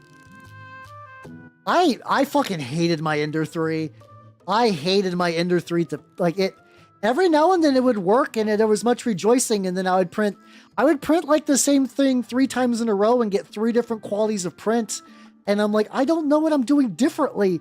It's the same filament. It's the same time of day. It's the same printer. It's the same file. I'm not even uploading a new file. I'm just using the one that's saved on the printer. And it was like, I feel like I'm losing my goddamn mind. I do not miss my Ender 3. Once I got my new printer, which even that's not working right now, but that's just my fault, really. I was like, hey, someone can take this for free. I didn't even bother to sell it. I'm like, no, just someone take this cursed being off my hands. Someone did eventually, though. So that was cool. That was nice. Yeah, that's not too, because, like, at least for me, resin printers, like, a long resin print for my current printer is 6 hours. That's like, ooh, I'm printing like a real tall boy or like a real big boy. Because resin printers have like uniform print times because it just counts the number of layers. So taller it is, the more layers you got. Easy peasy. Nothing too crazy there. But yeah, because resin print, I mean, it could have been heat, but it was in the same room with no changes. With like an AC unit on. So I don't know. Like I said, it's weird. It could have been one of a million billion different factors that I can never possibly ever know. Bit of extra coverage on this back bit. Nothing super crazy. Yeah. Oh yeah, no, yeah, fumes are always the big thing. You can get like enclosures for them that will funnel the fumes outside. But then space is still going to be a thing too. So I totally get it.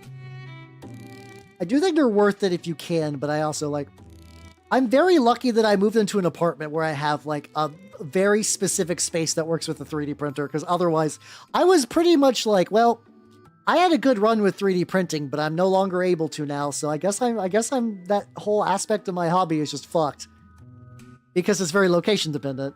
It's very location dependent. But yeah, prayer and candles real. But yeah, I also still need to go back and fix my Anycubic, not Anycubic, my Elegoo Centauri Carbon, which has not been working for a while. But when I moved, I kind of shoved it into a corner and shoved a bunch of things in front of it. So I kind of just need to move the things in front of it so I can get access to the printer again. Is that's a whole thing I got to do now. And that's not its fault. That's my fault. Yeah, my FDM. Yeah. I mean, I still need to fix that issue I was having at the very, very end, where it was actively scraping the bottom. Like it was just scraping the build plate as it printed. And that was after I fixed a clog that took like a million years to unclog. So I was like, oh, fuck it. Yeah, I think like it's supposed to like auto level and stuff, but yeah, it's probably like some fixable issue I just haven't like super looked into yet.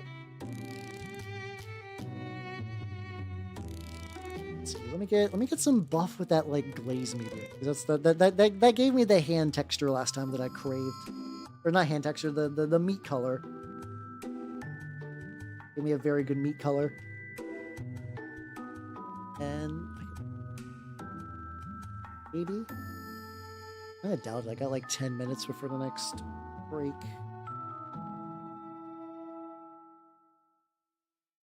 I still got to fix the turnips on the back too.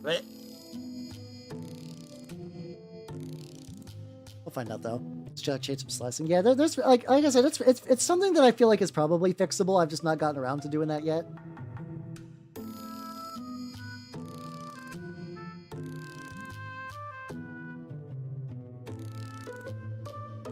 I'm doing this like little sickly kind of look to it.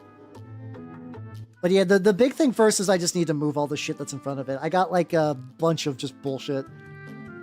Like the longer I've lived in this place, the more I've begun to like optimize my space correctly, that's been good, but it's still very much a work in progress. I know I've been at this place for a while now, but it's like I'm like, oh, I can like move this here or condense all these things into one thing, or et cetera, et cetera, et cetera. And I've been using that to just like slowly optimize my workstation, which has been good. Yeah, I mean, to be fair, printers can be really fickle. So like, and like you know what's really funny, where it's like that kind of like you ever have like a problem with a video game, and you're like, oh, and you go on the forum and somebody's like, oh, I DM'd you a fix. Oh, cool, that fix worked, thank you. Like diagnosing 3D printing issues feels like that sometimes. I'm like, motherfuckers, just tell me what's wrong with this. Ooh, hell yeah, let's go. Got some shit going on. And mimic modo. Let me adjust myself, and then let's go to the Nanners fan club. Yeah. If you do not know, this is my wonderful snake Nanners. I still need to try to feed her this weekend. I also need to, I need to like get her ass out so I can take a new picture.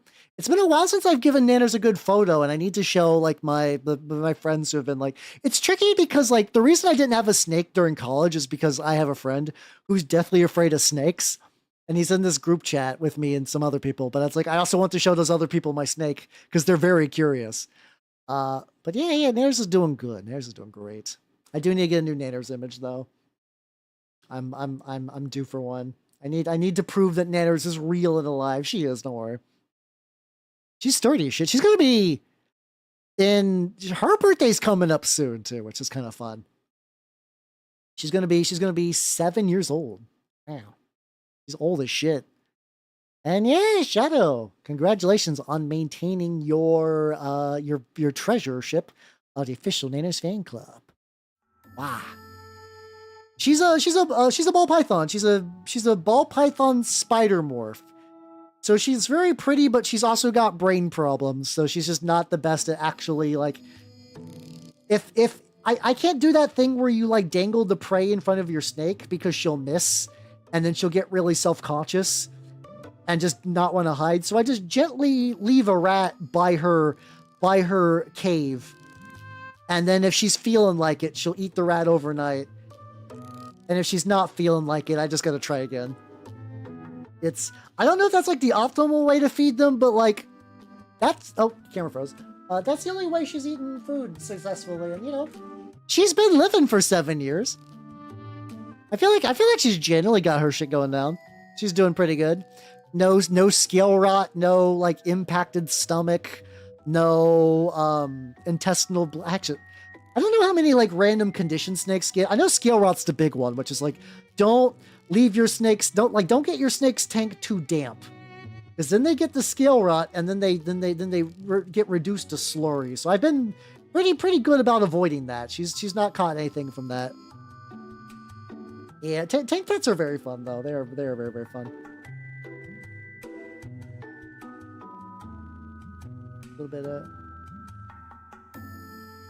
A little bit of skin paleness.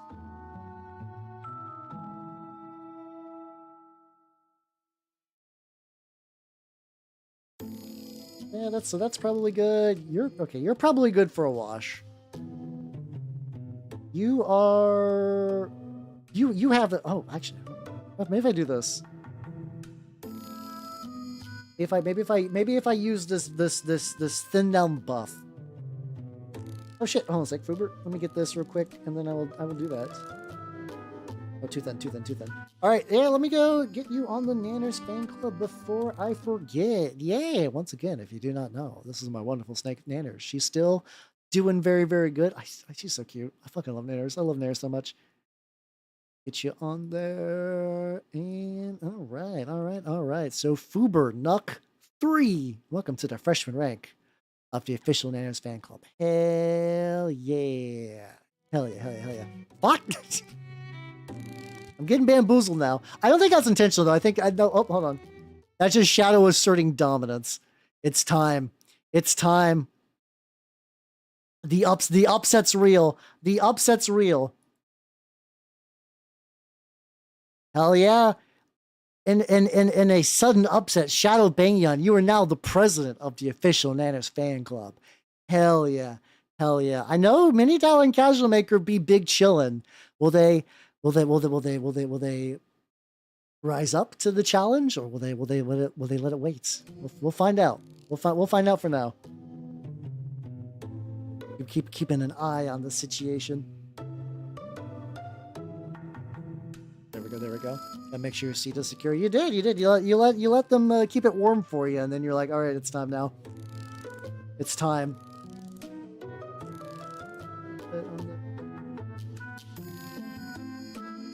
There we go. Get a little bit on the little turnip bitty bit stuff. There we go. I need to scoot up a little bit too. He lasted a whole 3 minutes. Yeah, you know, you just wanted to see what it felt like. You're like, nah. You're good. Shit, these guys actually might be ready for the enameling. I might be doing multiple enamel trips today. Which is, you know, which is good and productive. That on there, get these little bits. God, the angling on this is fucking awful. Awful angling. It's also got like a little bit of rope there. Yeah, oh yeah, the treasure, like, I mean, like, I remember in the clubs I've been in, vice president didn't do shit. It's tricky because, like, sometimes the vice president does all the shit and sometimes the vice president does none of the shit. It's like a position you never really know how committed you're going to have to be. Treasure doesn't got to do shit, though. Treasure is optimized for bullshit. It's pretty great. Like a little streaky on there. So maybe hit that up with like a little bit of this. Yep, there we go. The Bossa Nova Toho. Oh, that's usually, it has like a couple songs, but I usually do a separate playlist for that, which is just, I just do Shibayan Records. Shibayan Records does the Bossa Nova. It's because Akatsuki Records has my beloved Stack, who does fucking everything because she's a goddamn wizard. Stack is so good. Stack is so good. Get these guys up on the thing. You can hold it longer. Oh, true.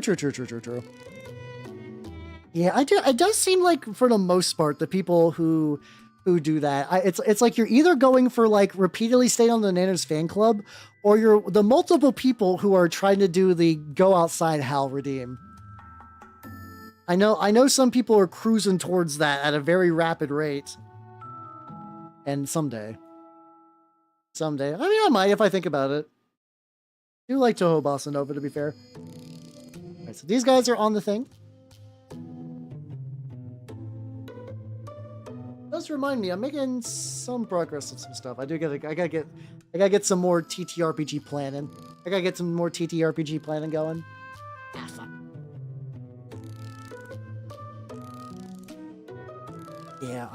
Yeah, red answers always. I also like, at least with 3D printers, I've always found that, like, they get the weirdest fucking, like, update schedule for firmware bullshit. It's the worst.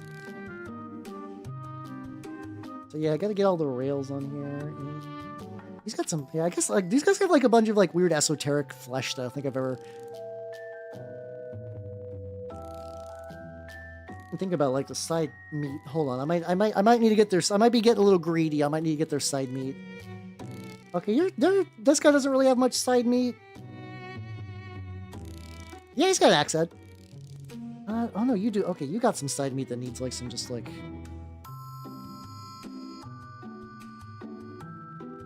a little bit on there.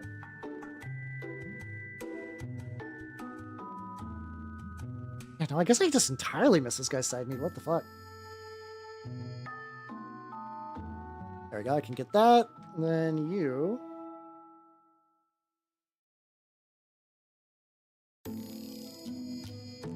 I like a little bit around here. There we go. Yeah, because all these guys are kind of got these like weird sort of like infected growths. So anytime I see like these like little errant bits of color around there, that's sort of just like the flesh meats. You know, as one does. You know when you get all infected when your flesh meets in a weird and strange way. You know that old chestnut, that old regular normal occurrence. This guy needed some of this, like, right there-ish, up his side. A little bit around here. It's also kind of good, too, because, like, the reason a lot of this happened because I was using, like, sprue goo to kind of seal in, like, some of the disjointed bits. Like, normally turnip guys got bigger backpacks. For some reason, I thought it'd be fun to give these guys, like, slightly smaller ones than usual. I don't know why. I don't know what led me to that.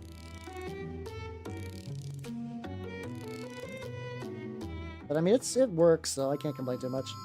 Oh shit, we got ad break coming up soon. Get this. Can I get the meat ready in time? Yeah, probably. All right, I will see you guys, and yeah, these guys are made from turnip bits. I'll see you guys in a bit. BRB, wah.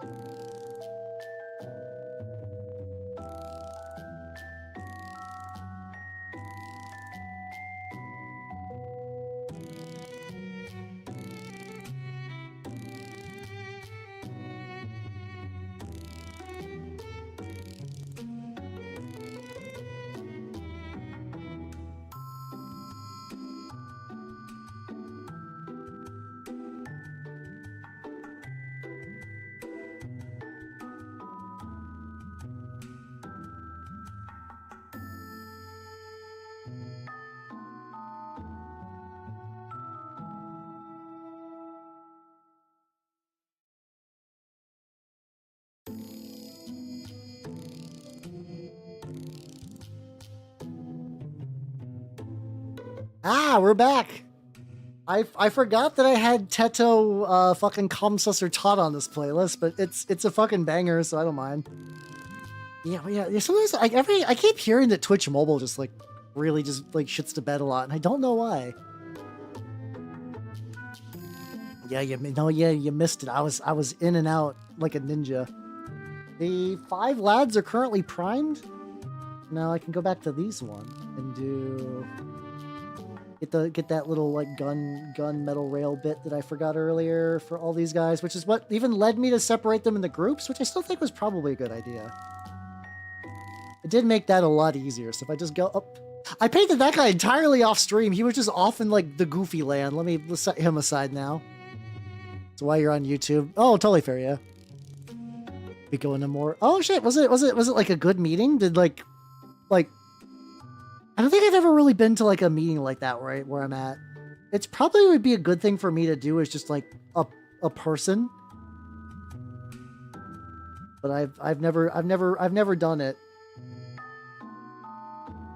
Especially because I know a lot of those meetings are like, would you like to spend all your city's money on those like block security cameras? And a lot of people are like, yeah, no, I showed up to this meeting to tell you to fuck off, which I think is pretty noble. I think that's an important thing to do. Free drama, ooh. I'm not a big drama guy, but like, the idea of just like town hall budget drama kind of sounds like it could be fun, maybe in very small doses. Oh. People didn't like her. How? What happened to the ass? Oh, wait. Wait, do you mean like the ass of the Great Uncling one? Because I still got that one. I still got the ass, like I said, ready to go. Someday there will be a project for that ass, and I will be ready for it. It'll be waiting for me, lurking. There we go. On the witness. True. Yeah, I don't know. I usually don't even like watching drama. I'm actually legitimately surprised how many people I find out these days are still watching like fucking like reality TV. I just kind of assumed that stopped at some point, but I'm like, no, I just watch VTubers instead. So I kind of forget that like your average person's watching like 3 reality TV shows at once. I'm like, this is weird. Oh yeah, I still got the fucked up anime frame arms girl head for the Great Uncling one. I still got that for like a rainy day. Whatever constitutes a rainy day that requires that, I don't know. But like, I got one. I got it still.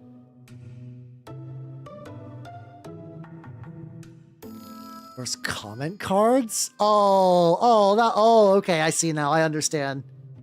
That's like a really stupid level of like petty micromanagement. No, you have to use the card system. You can't just bring up points. And everyone's like, fuck that. So reading them for... Oh, what the fuck? Okay, that's fucked up. Listen. You either go autistic card system, where everything is like laid out in cards and like fully spelled out form, or you just let people talk normally. You don't get both. You don't get both. Anime reality TV show. I don't know actually. I'm sure there's been like reality TV episodes of an anime as like a little one-off thing. I don't know how far that concept has permeated Japan. And even if it did, it's still kind of like a very like Western thing. Like you could just do like show references to Japanese stuff. Screws are coming slightly loose on my I have like a trade with my keyboard on it. It's always like really, really loose and wiggly after a while. I've gone so long though.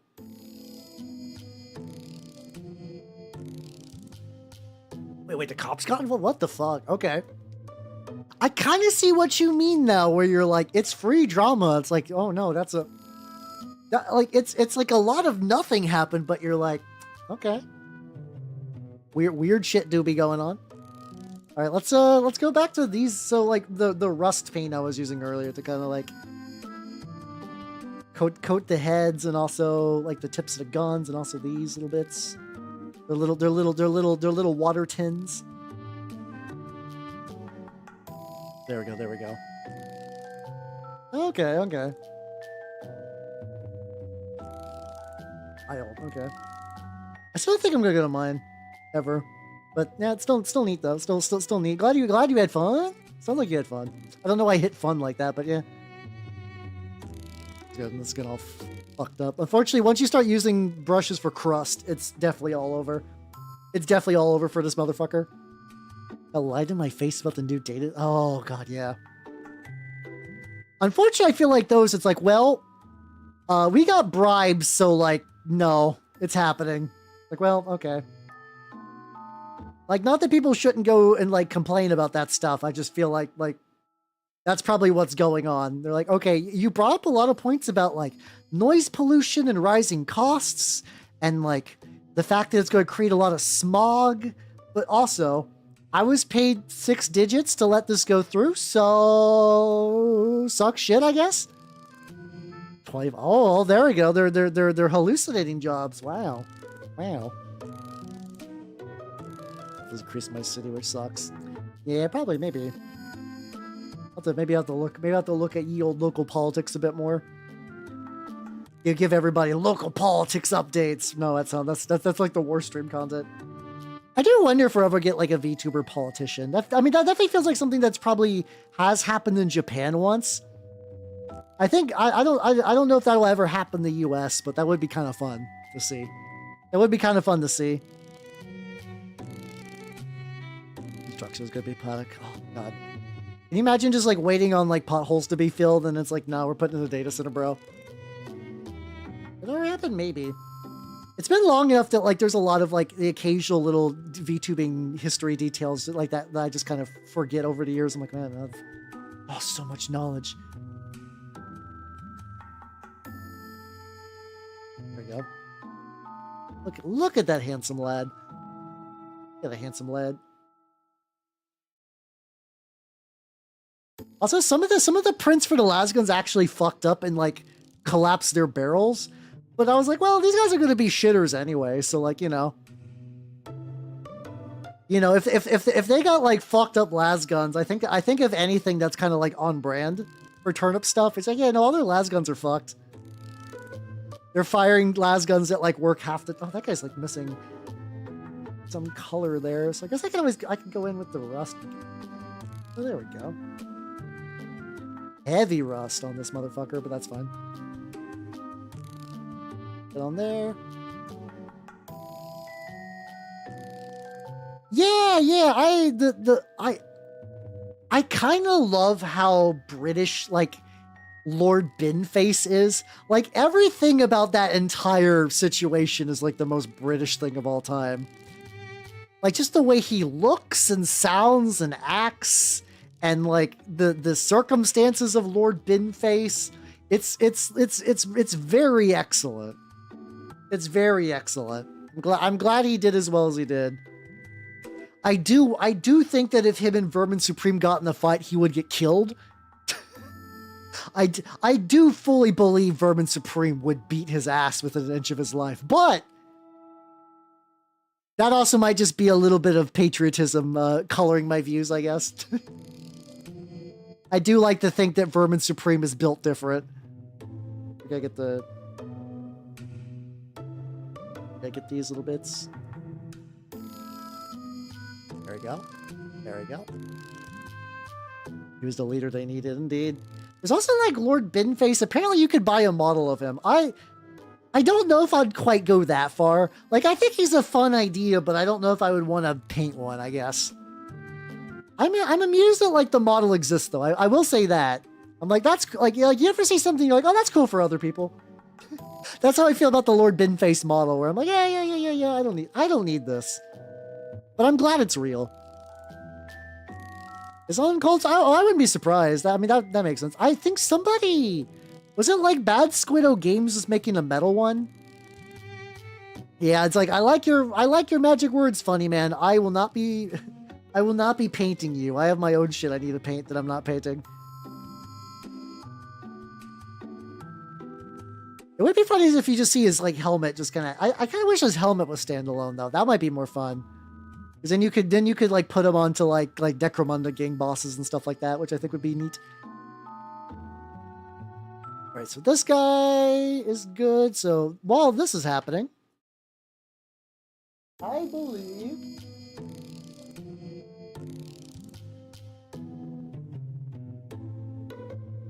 believe the handsome lads are done degassing and everything. So let's get some enamel on them. And then that ways they can dry after stream, and then yippee! Let's go. Shit. Unfortunately, over the course of the week, my hobbying takes everything from here and moves it to this side desk, which is where, when the guild lets me work from home, I work from home there. But that also means that, like, eventually I have to be like, all right, I have to take all that shit and move. Like, I kind of need a better system. Unfortunately, if a thing is, like, close by, it's, like, so easy just to go and it's like, oh, I gotta take this thing and just, like, move it over there. It'll be nice. Vermin Supreme is doubling his votes. I think it's, like, a fun thing, but it's also, like, you know, a sign of sick at the same time, where it's like Vermin Supreme's a haha funny man, but if Vermin Supreme's getting numbers en masse, you're like, oh no, things are bad. Like in an ideal world, Vermin Supreme should just get like 2 votes, and everyone's like, oh, isn't that funny? Isn't that charming? Take my enamel a bit. Yeah, so let's get some enamel on the lads. At one point I heard like the whole like Vermin Supreme doing like a bit, like his usual bit, but it's been a while. I don't remember. Like I know he's got the shoe. He's got like the shoe helmet. I do remember that. Not helmet, like shoe hat. I wonder if I can actually do all of these with like the same amount of like the war game wash. Ooh.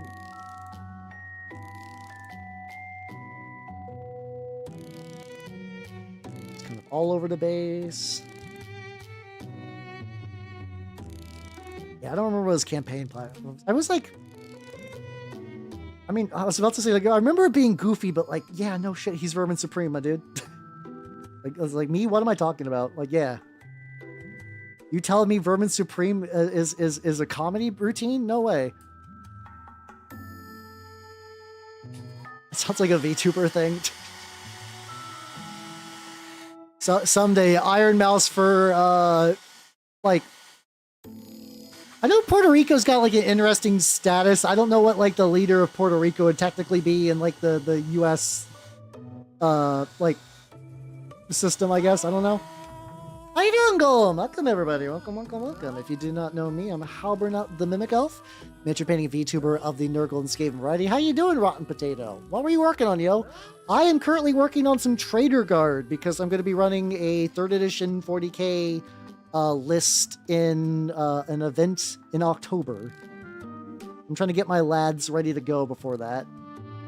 But yeah, also inadequate nomenclature. Thank you for the follow. Welcome to the workshop. How are you doing, buddy? How you doing? Chism Breaker. Excellent name. Excellent name. And also Virgo Black Moon. Thank you for the follow. Welcome to the workshop. You have the scars. Oh, that's pretty impressive. I mean, I know white scars are pretty hard to paint with all the white. Yeah, there we go. I took your bit and substituted it for my own. But how you doing, nerds? If you do not know me, I'm Halbernut the Mimic Elf, miniature painting VTuber of the Nurgle and Skaven variety. Though right now, like I said, I'm doing some Trader Guard. Golem, what were you working on, yo? Everybody in your chat saying that you beat them. and I feel like if this is true, you're not doing a good enough job. So you gotta step it up, buddy.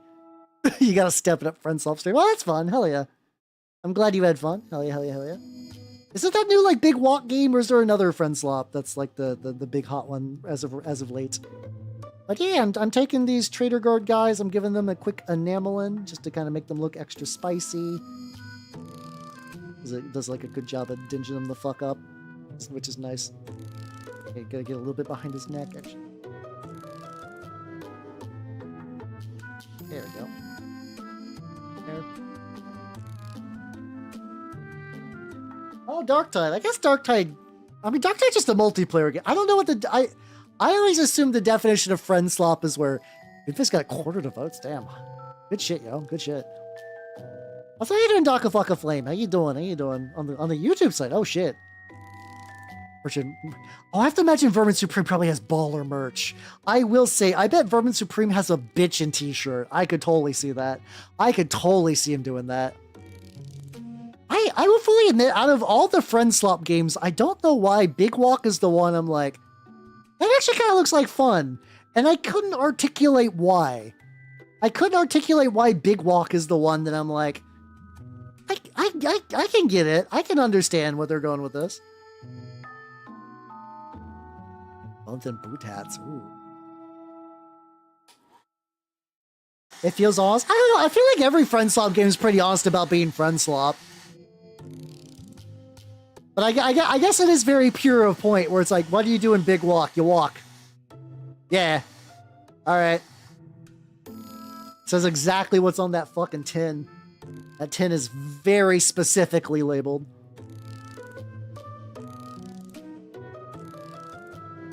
Into the lad.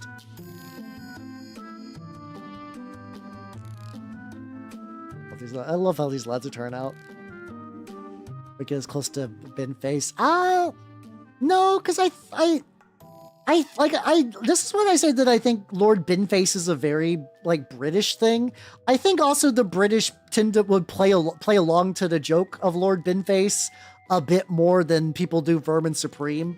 Like, Vermin Supreme is appreciated by, like, weirdos, which, you know, yeah. But, like, I think compared to, like, your average person, like, I feel like, I don't know.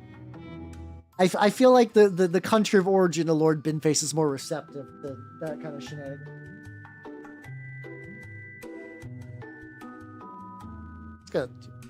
He's got a bit more of a lean than I thought. No, I guess his body already has, like, that lean going on to begin with, so not too surprising.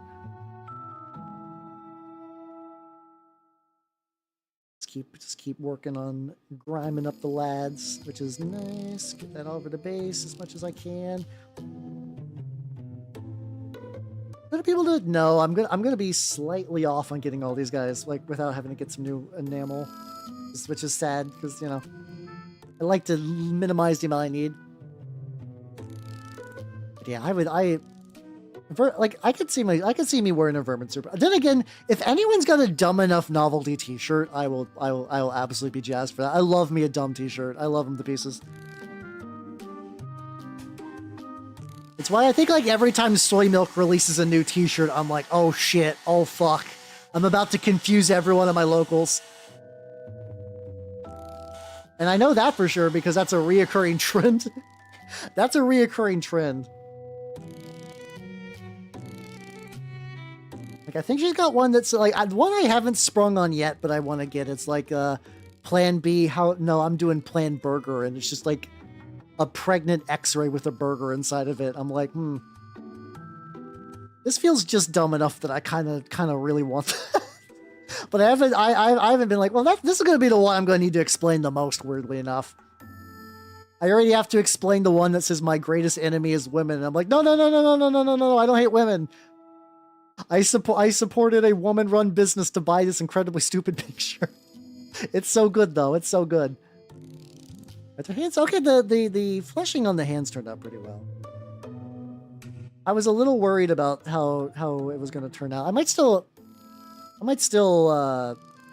go back and maybe do a little bit more of, like, the touch-up stuff I did for the big boy. Like I said, the big boy's actually done. Like, my Great Uncling one is done. I just need to film him. I need to film him. That one is. It's pretty great, huh? Plan Burger. Yeah, exactly. I gotta get that one too. The funny one is that the one she's known for is the fucking like, I yelled Ricci, but she keeps sucking on Mahjong. Because, like, I'm a very casual Jong head. I'm like, I don't really need that one, but, like, all the fucking people I know are like, Mahjong shirt, Mahjong Soul shirt in particular. And meanwhile, I'm just like, I actually didn't play a lot of Mahjong last year, which I'm kind of surprised. Yeah, I'm at that stage where, like, a lot of my novelty shirts are just, like, you know, shirts just eventually go from old age, you know, especially in my household where things just get coated in paint. And, like, I try to wash the paint off and take care of it, but sometimes the paint do. Sometimes the paint do, unfortunately, just put something out the pasture early. But I'm like, oh no, I don't want to get rid of these. These are nice. These are nice novelty shirts. No, I can't. No, but it's like, I'm like, no, they're start all that. Okay, that's pretty sick. One thing I did see at a local, this like new local used media store near me. I had to double check if that's still running. I didn't do it, but I did find a DVD collection for $50. That was the entire Gen 1 Transformers. It was all the seasons. I don't think it included the movie, but it had all the seasons, and I'm like, I was super tempted.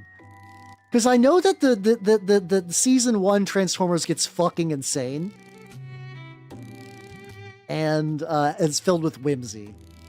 Oh, there you go. I could just watch the movie on YouTube then, exactly. I mean, I could probably just watch the series on YouTube, if I'm going to be honest. But, like, you know, it's nice to have DVD sometimes. So, yeah, like, so Mahjong's very funny where it's like, arguably the base rules of the game can be pretty simple. The tricky thing that I have never been able to parse is the terminology. Like, all the people that have, like, there's, like, very specific Mahjong terms that I have zero context for. And I was like, okay. when I watch Akagi, I'm gonna understand these, right? No, because Akagi's bullshit. And I love Akagi because it's bullshit. So I'm like, it must be some other like anime or maybe like Final Fantasy 14 or something that taught all my people, all my Vtuber people how to jong. It's not, to be fair, it's not just Vtubers. Whenever I go to like MagFest, there's usually like there's sometimes people that go to conventions that have weebs at it just to play Mahjong. Like that's how much they fucking love that game. Yeah, I missed out on it just because like the Transformers that was part of my childhood was fucking Beast Wars, which rocked, but like very different show. Like learn you get from, I mean that might be true, but also might not be that off at the same time, weirdly enough. I don't know. What over there? No, yeah, no, Beast Wars, I enjoyed the fuck out of Beast Wars.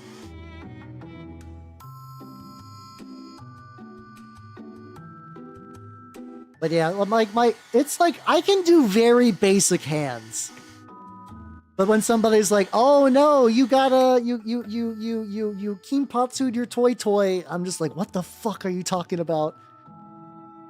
Because it's just very specific scenarios, and I'm like, I know, like I'm not quite at the point where I'm gonna buy a goddamn book to understand what you're saying, dearest friend of mine. But it's like some days I'm like, fuck. Maybe I should buy this stupid fucking book. Maybe I should buy a stupid fucking book so I understand what the fuck all my friends are talking about, so I can understand this hell game. And the best part is I can probably learn all the terminology and still get my shit wrecked because Mahjong is also still very luck-based at the end of the day. How you doing, Lord of Bones? How you doing? I've been working on the lads, and it's been going pretty good. A lot of the main crew has been properly enameled, which has been excellent. These guys are probably... I kind of want his eyes to glow, weirdly. I think he'd do good glowing, I guess. I don't know about that. There is a semi-visual novel Uno game for the PS1. There is an Uno game for the PS1. That's like very, very anime. Like one of those, it's like, oh, I want to be good at Uno. And everybody here at this college plays Uno. Which kind of sounds like fun. Isn't the Bayverse like hella dead? Isn't that basically like a dead dream? Shut up real quick.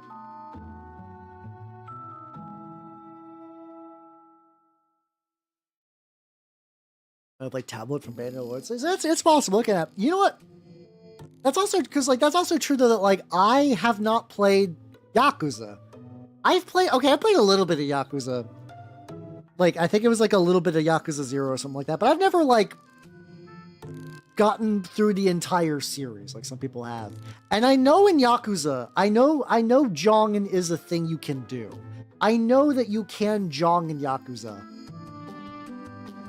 And maybe that's it. Maybe a lot of people just play. I mean, I'm not saying every single person. I'm not being like, you learned you like Mahjong. Clearly, you play Yakuza because you know. I don't think that's 100% true, but I wouldn't be surprised if like an okay amount of people got it that way. Two Sugarloaf Ring. Hell yeah! Let's go. Sick. I'm currently working on my turnip lads, which is going relatively well. At that stage, we're like 5 of them got enameled, 7 of them didn't, but the ones that got enameled also were some of the heavy weapon squads. So I got like I put 9 models in the soup, and technically on the table those constitute 11 models. So in terms of unit math, I'm doing really good tonight, which is pretty legit. But this guy's like nice and rusted the fuck up, baby. See, how you doing? Oh yeah, Greg is like chest plate, which is a little hard to reach, but that's fine. There we go. I'm gonna be honest, I feel like I've maybe just watched the first Bayverse and have retained 0 memories of it. Absolutely fucking nothing. I'm sure they're like fine enough big dumb action movies, but it's just that like they left like negative impression upon me. I know apparently like once you start getting to like 3, they start getting really weird, which that's always something that like once a franchise gets just like really bizarre, I get fascinated by it. which is why I'm like, it's like I still find myself every now and then like I've really got to get around to reading all the Ring books so I could read Ring 3, because that one gets insane, and I love it. I love it when a franchise just goes. I would much rather a franchise go off the rails than get like really safe and boring with it, if that makes any sense. Like, I mean, I'm sure some of the Transformers version of getting weird with it is just like poor studio decisions. But like, maybe get up in that armpit. Hey, handsome boy. Get under ye old schnoz. Oh, I should go back to the other guy. Uppy downy. Oh yeah, no. I'm fully much of the agreement that everything has like very specific, unique terminology. But like, at least I feel like with uppy downy, because it's using English words, you're like, why is this called uppy downy? It's because this model can be picked up from the table and placed down somewhere else. And I'm like, oh yeah, no, that makes sense. But because a lot of Mahjong stuff is like Chinese or Japanese, like that just means you can't like, it means you as a filthy baka baka gaijin, I cannot intuit those words like naturally. I have to memorize them. Whether it's by just using them enough or actually looking up in the goddamn dictionary. I don't disagree though. I also just understand that like my entire lingo is just fucked for similar reasons like that. Like I talk about insane bullshit all day. For VTubing, for mini painting, for magic cards, for tabletop RPGs. Like I understand that I am a very specialized speech individual, for better or for worse. Which is why when I run into people that don't have like any of that connective tissue with me, because like I like I don't like speak VTuber to my non-VTuber friends. Every now and then somebody will be like, I do get blindsided every now and then where somebody will be like, hey, what do you think about burnt peanut? And I'm like, oh fuck, jump scare. And I was like, well, yeah, not really my thing. Because they'll be curious. They're like, I know you're a VTuber, and like I know that he's like says he doesn't like VTubers, but also like he's kind of an asshole. What's your take on this? And I'm like, well, he's one of those kind of streamers that kind of like entertains a younger audience. I'm not really a fan, but I can also just live my life without interacting with them, and things don't really change. So I'm kind of like whatever.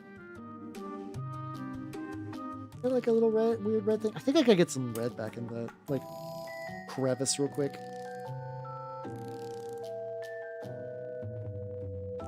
Oh, hold on.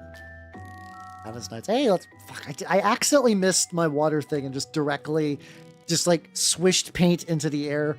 I'm so good at this. I'm good at painting.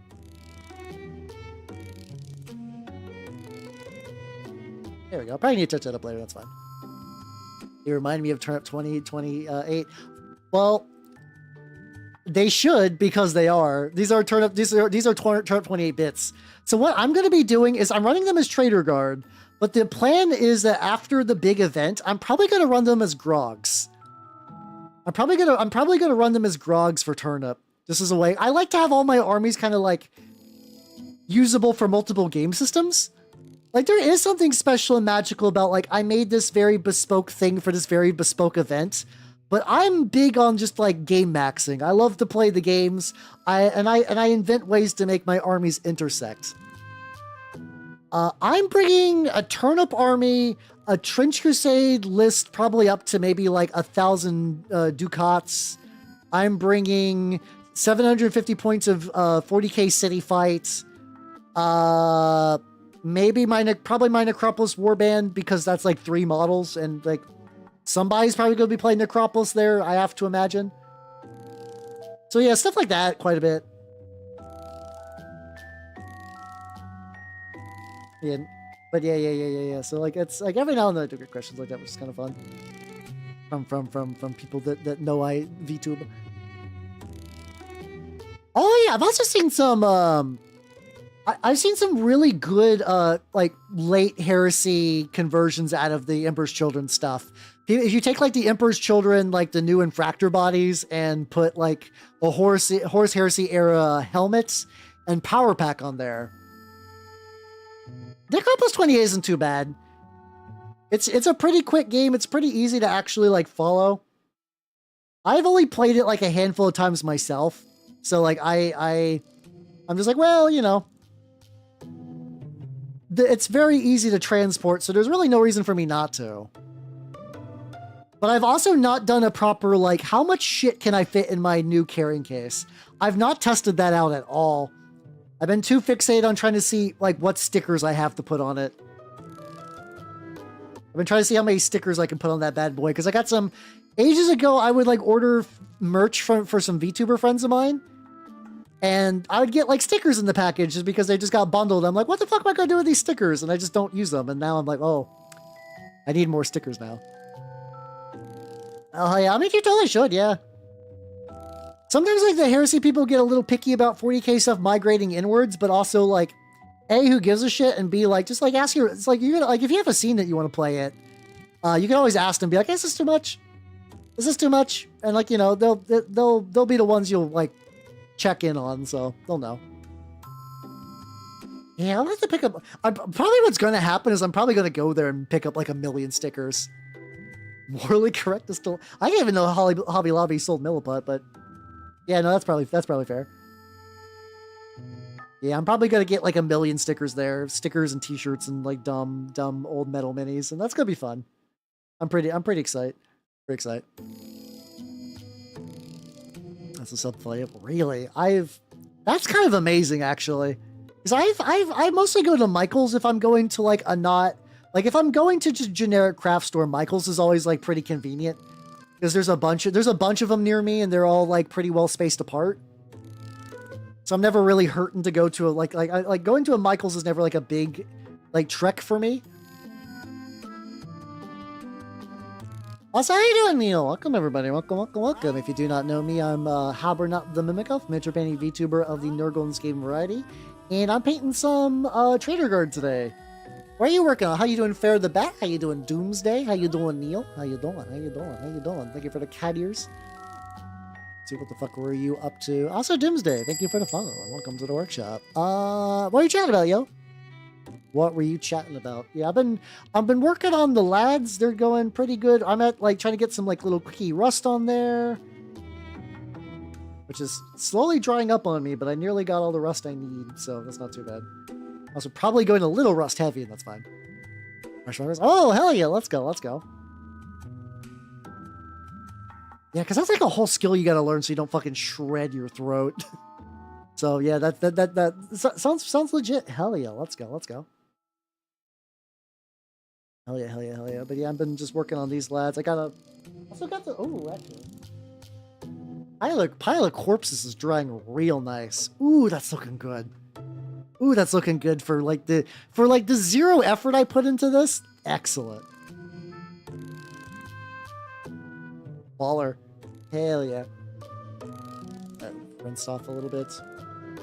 Yeah, I guess like I said, I'm probably just need to start printing out like every time I get like a little bit of extra space, just print out another one, and then soon I'll have a whole melted corpse pile board. There's ever PC stream. Oh shit, yeah, congratulations. Hell yeah. Yo, yeah, OBS is a beast, but once you get used to it, it's not too bad. Yeah, I mean, I'm at the... I don't know how expensive Michael's is compared to the others. That's probably, like, it could be a ripoff compared to, like, but, like, usually for me, Michael's is, like, a convenience thing where it's like, oh, it's, like, right here if I need, like, an ink or something like that. But yeah, no, that's totally fair. I will say, though, like, it's less of a ripoff than buying basing supplies from like a war game store, though. So you can buy 1,000,000 tiny little rocks and like variations of leaves and pebbles and stones. Fuck Michael's. What's wrong with Michael's? We were shitting on Hobby Lobby, which is free real estate. What did Michael's do? I don't know. Is every craft store the Great Satan? I don't fucking know. Oh, this guy could use some rust too. I still need to get his like base properly based. At least while I'm here, I can do that. I can at least do that. I can at least get a little bit of extra rust on this bad boy. There we go. We don't have a Hobby Lobby here, but yeah, but like Hobby Lobby is extra bad though. I don't know. I don't know if like Michaels is doing like weird shit with museums and whatnot, but like maybe it is. I don't fucking know. Hoppy stole the artifacts. Michaels took out the witnesses. My God. My God. Yeah, but no, that's also fair, yeah. I think it's probably grossly overpriced compared to most places, but yeah. Unfortunately I live in an area where there's not a lot of options for that kind of craft store, so that's just a lesser of two evils, so be it. No Hobby Lobby in my country. Ah. Like I said, I think that's still fine though, because Hobby Lobby is kind of an asshole of a company. But I mean, it looks like you don't have like an option though. Like that was just kind of forced upon you, but fair. So we have Hobby Lobby, we're worst. Also, how you doing, Worm Boy? Yeah, so like, what I am doing is I'm doing a project for 3rd edition 40k Lost in the Damned, where my Trader Guard guys like are going to be multi-purpose. So like, this is a Trader Guardsman who's going to be eventually used as a turnip grog. This guy is the Agitator, which is going to be used as probably a Toff at some point. Yeah, I'm playing a 3rd edition event under the Dice Fest. I already enjoy 3rd edition a lot and play it locally. The arm is from a Wordbearer's like Gal Vorback kit that you cannot get online anymore, unfortunately. The creator was like, just stop selling it for reasons. I mean, the creator's basically gone from the internet now. It's like DMN Minis or whatever. Can I get highlights on your legs, my guy? Okay, what do I gotta do for you, bud?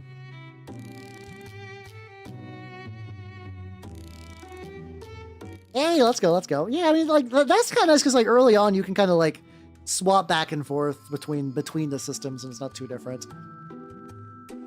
Oh, shit, actually, that's another game I might want to get some minis prepared for, 1490 Doom, see if anyone's running it there. Because, I mean, I only need, like, 2 or 3 models. I think it's like, a pretty short amount. That would be good to do. So yeah, I think I still gotta get a little bit on there. So just get like a couple little rough little bits of the leather color bullshit. This guy's got like the most complicated backpack. The backpack is from Reptilian Overlord. I think Reptilian Overlords, they have a feudal guard, and they all have crazy big backpacks. And I was like, well, this works for a Toff. That'll be fine. Yeah, Kid Bash the Warrior Priest, hell yeah. I think a friend of mine gave me the rules for it. I need to actually like sit down and look at the rules someday to figure out what I actually want to build for it. But I live in infinite game hell where there's all kinds of infinite games. Is my Mini Factory doing the summer sale? I did not know that must have just started then. I don't know. Usually what happens when the summer sale pops up is I look through every model that I've like bookmarked over to like the last year or so and see if like anything's at a discount where I'm like, well, yeah, it's worth.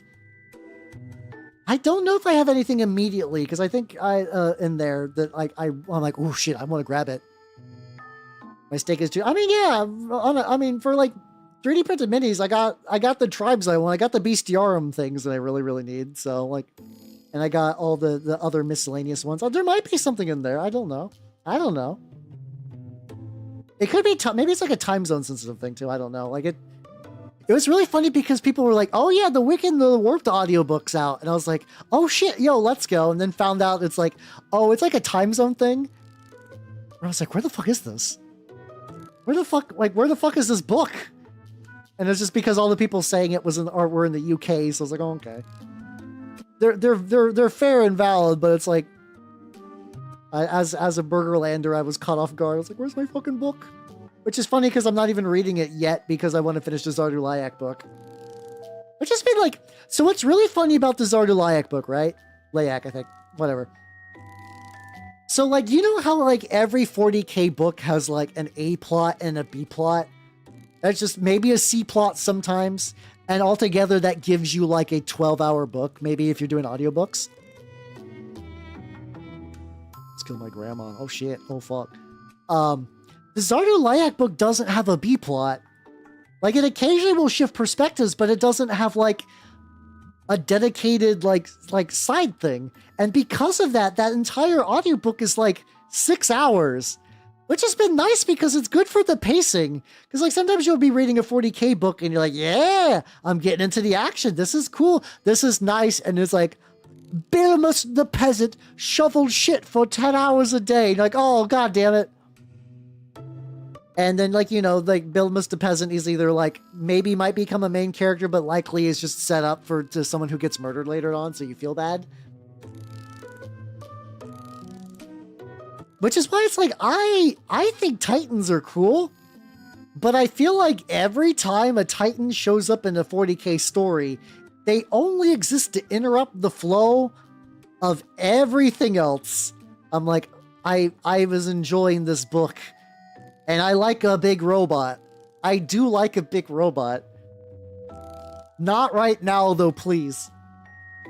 Infinite games with countless opponents. That is true. That is the life I live. But right now, the Infinite games is just 3rd edition 40K, which is good. And the occasional murmurs of Blackout being a thing. That maybe if I see like somebody selling Blackout warbands under the Dice Fest, that might get me to actually pick that fucking game up. But it's also one of those ones I think Blackout is just like so small. There's not really like used Blackout models.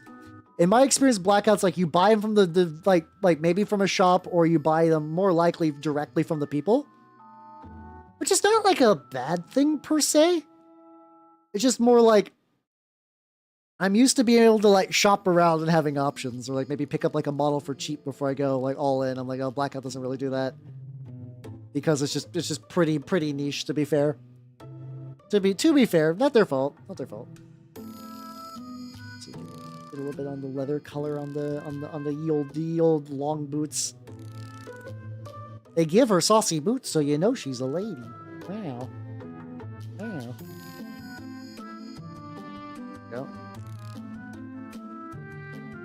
So I don't know why some of the backs of the boots are really shiny. I don't know exactly what's up with that, but it's like, worst case I got that like dull coat kicking around. Yeah, also Bird, have yourself a good night, take it easy, yo. Yeah, it really does. I mean, it's very much like we made a Call of Duty war game. Which is why originally I was like, whatever. But like actually getting to like look at the factions, and some of this stuff seems neat. The constantly reoccurring like red helmets are kind of cool. I do think those are neat. I do think those red helmets are neat. But yeah, I'm like, you got all kinds of other stuff to do. Yeah, I do need to read the Armin books at some point though. I do need to read through those. Because I think I was gonna do the Prospero Burns and then the Thousand Suns book that's a prequel to that at some point, because that was like Armin just being introduced, and the guy who did the voices was just not great with it. But actually also I will say that the Zardulayak book has a really enthusiastic like voice guy, so like when something exciting happens, he emotes his voice instead of being kind of like dull and like scholarly, I guess, which is kind of neat. Yeah, there's probably a demo on YouTube. There usually is. Yeah, there's a couple books I need to read at some point. I keep wanting to like read the like. I kind of really want to read the fucking Beckwin books just to get that whole thing closed off. But knowing that the 3rd Beckwin book is in release limbo, because every time it gets mentioned, Dan Abnett's like, oh, the Beckwin book's in release limbo because this book is going to change 40K as a setting. Which is like crazy, right? Like, that's an insane sentence. I'm not being like, oh, he's wrong. I don't think he is. Like, he's Dan Abnett. He's been around for a while. Yeah. So I'm just like, consider that we've had like the end of the Horus Heresy and all these other shit, like the fucking 8th edition onwards. What the fuck could be in that book? What could be in that fucking book that is like the real crazy thing? Yeah, I mean, to be fair, I get it. Like, I don't know, the veteran made thing doesn't bother me too much because I'm like, well, you know, I would much rather veterans make really cool war games than just sell like, I don't know, fucking like Patriot tactical energy drink or some shit. That happened actually.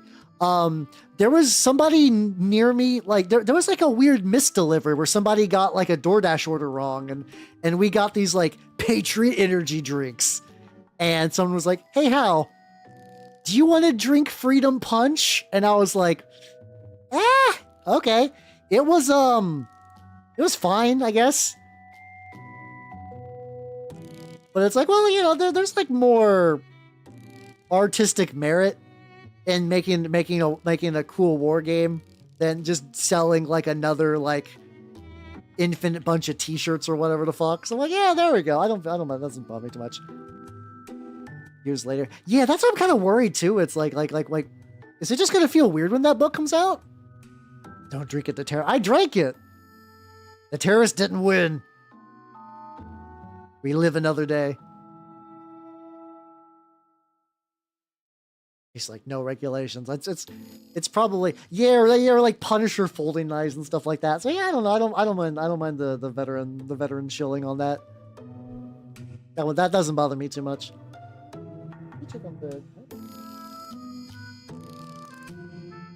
The lads are darkening and scuffing a bit, but yeah, they're looking pretty good. Also, once again, these guys are chaff, so like, if they look a little scrunkly and kind of basic, there's gonna be stacked in a group of 20. Or 2 groups of 10, technically. I'm not too bothered. And jellies.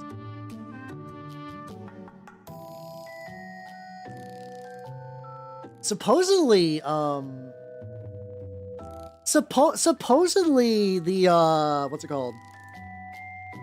I heard something about this whole King in Yellow thing, which is apparently like a weird Abnet kind of like thing, I guess.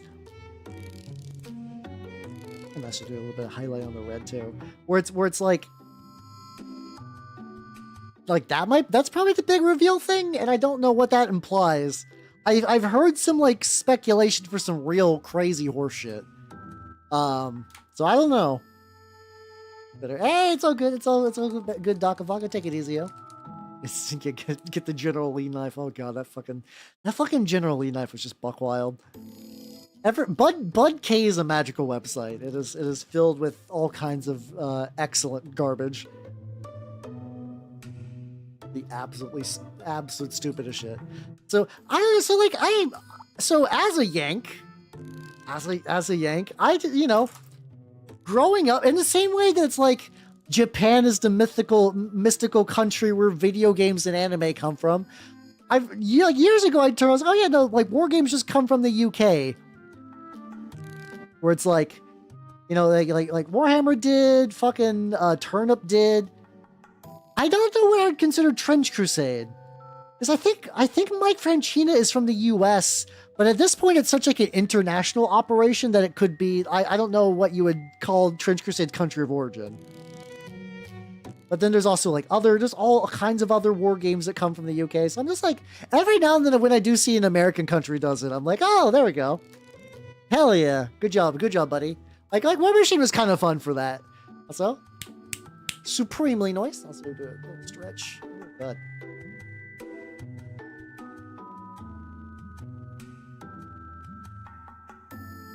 Honorary British. No, I mean like Tuomas is Finnish. But like I said, I think the game is too international to tie to any one country anymore. Also, because a lot of ex-G-dubs people were scooped up to do like Jeremy Jervis and stuff. So, yeah, Warlord games, fucking all kinds of stuff. I guess Rascal Town, just think about Louisa's stuff. It's not like really a war game. I'm just thinking about other like UK mini institutions from around your general neck of the woods. There's a lot though. Basically, there's a lot.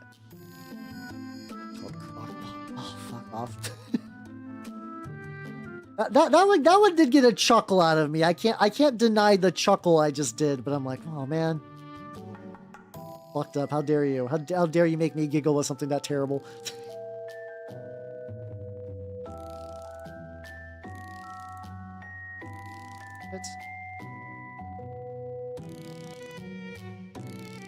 Now, bold action. There's like I said, there's like quite a bit.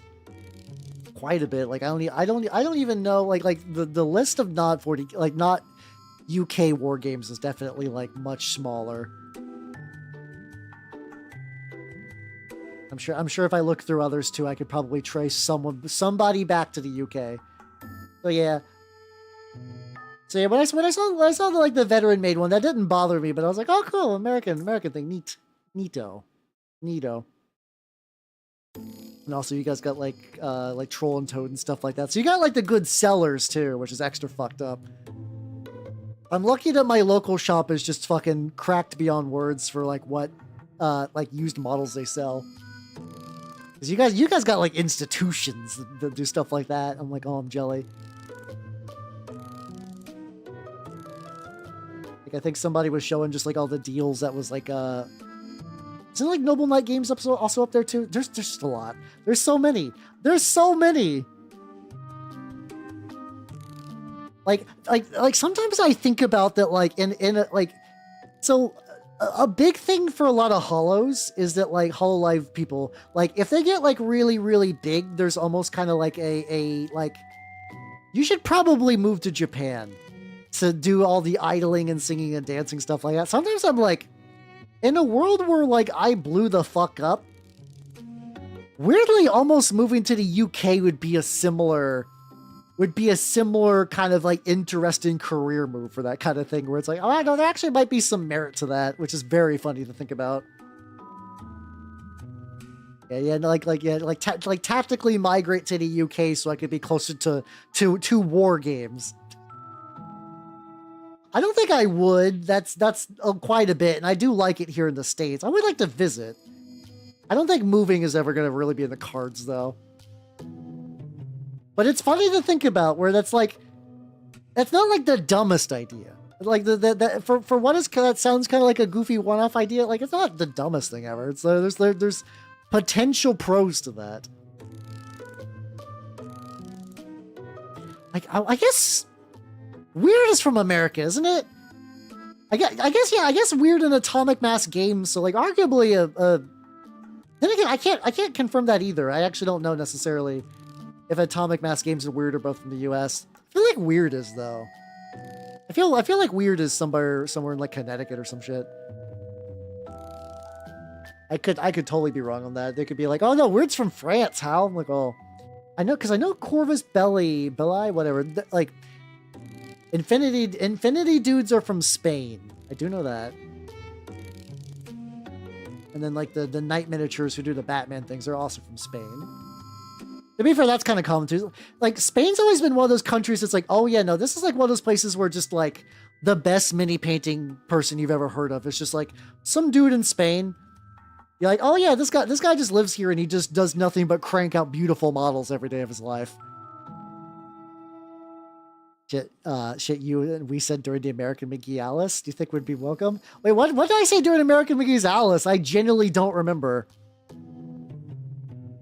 Cold grilled bear meat delicioso. I feel like there's a thing I'm missing. Angel, I mean, it's not even just him. There's other good people too, but yeah, he's definitely one of them. Definitely a good one. Also means bear. Naruhodo. A lot of weight. What did I say during American McGee's Alice? I legitimately forgot. Oh shit! It looks like it's wrap-up time. So let me get a little bit around the neck, just a smidgen, just a tiny little bit while I got some paint on this palette. And let's go to the chatting screen. Let's do that bullshit. The pun was too much, and I must depart this world of cringe. Let me pause the music and let's go to the chatting screen.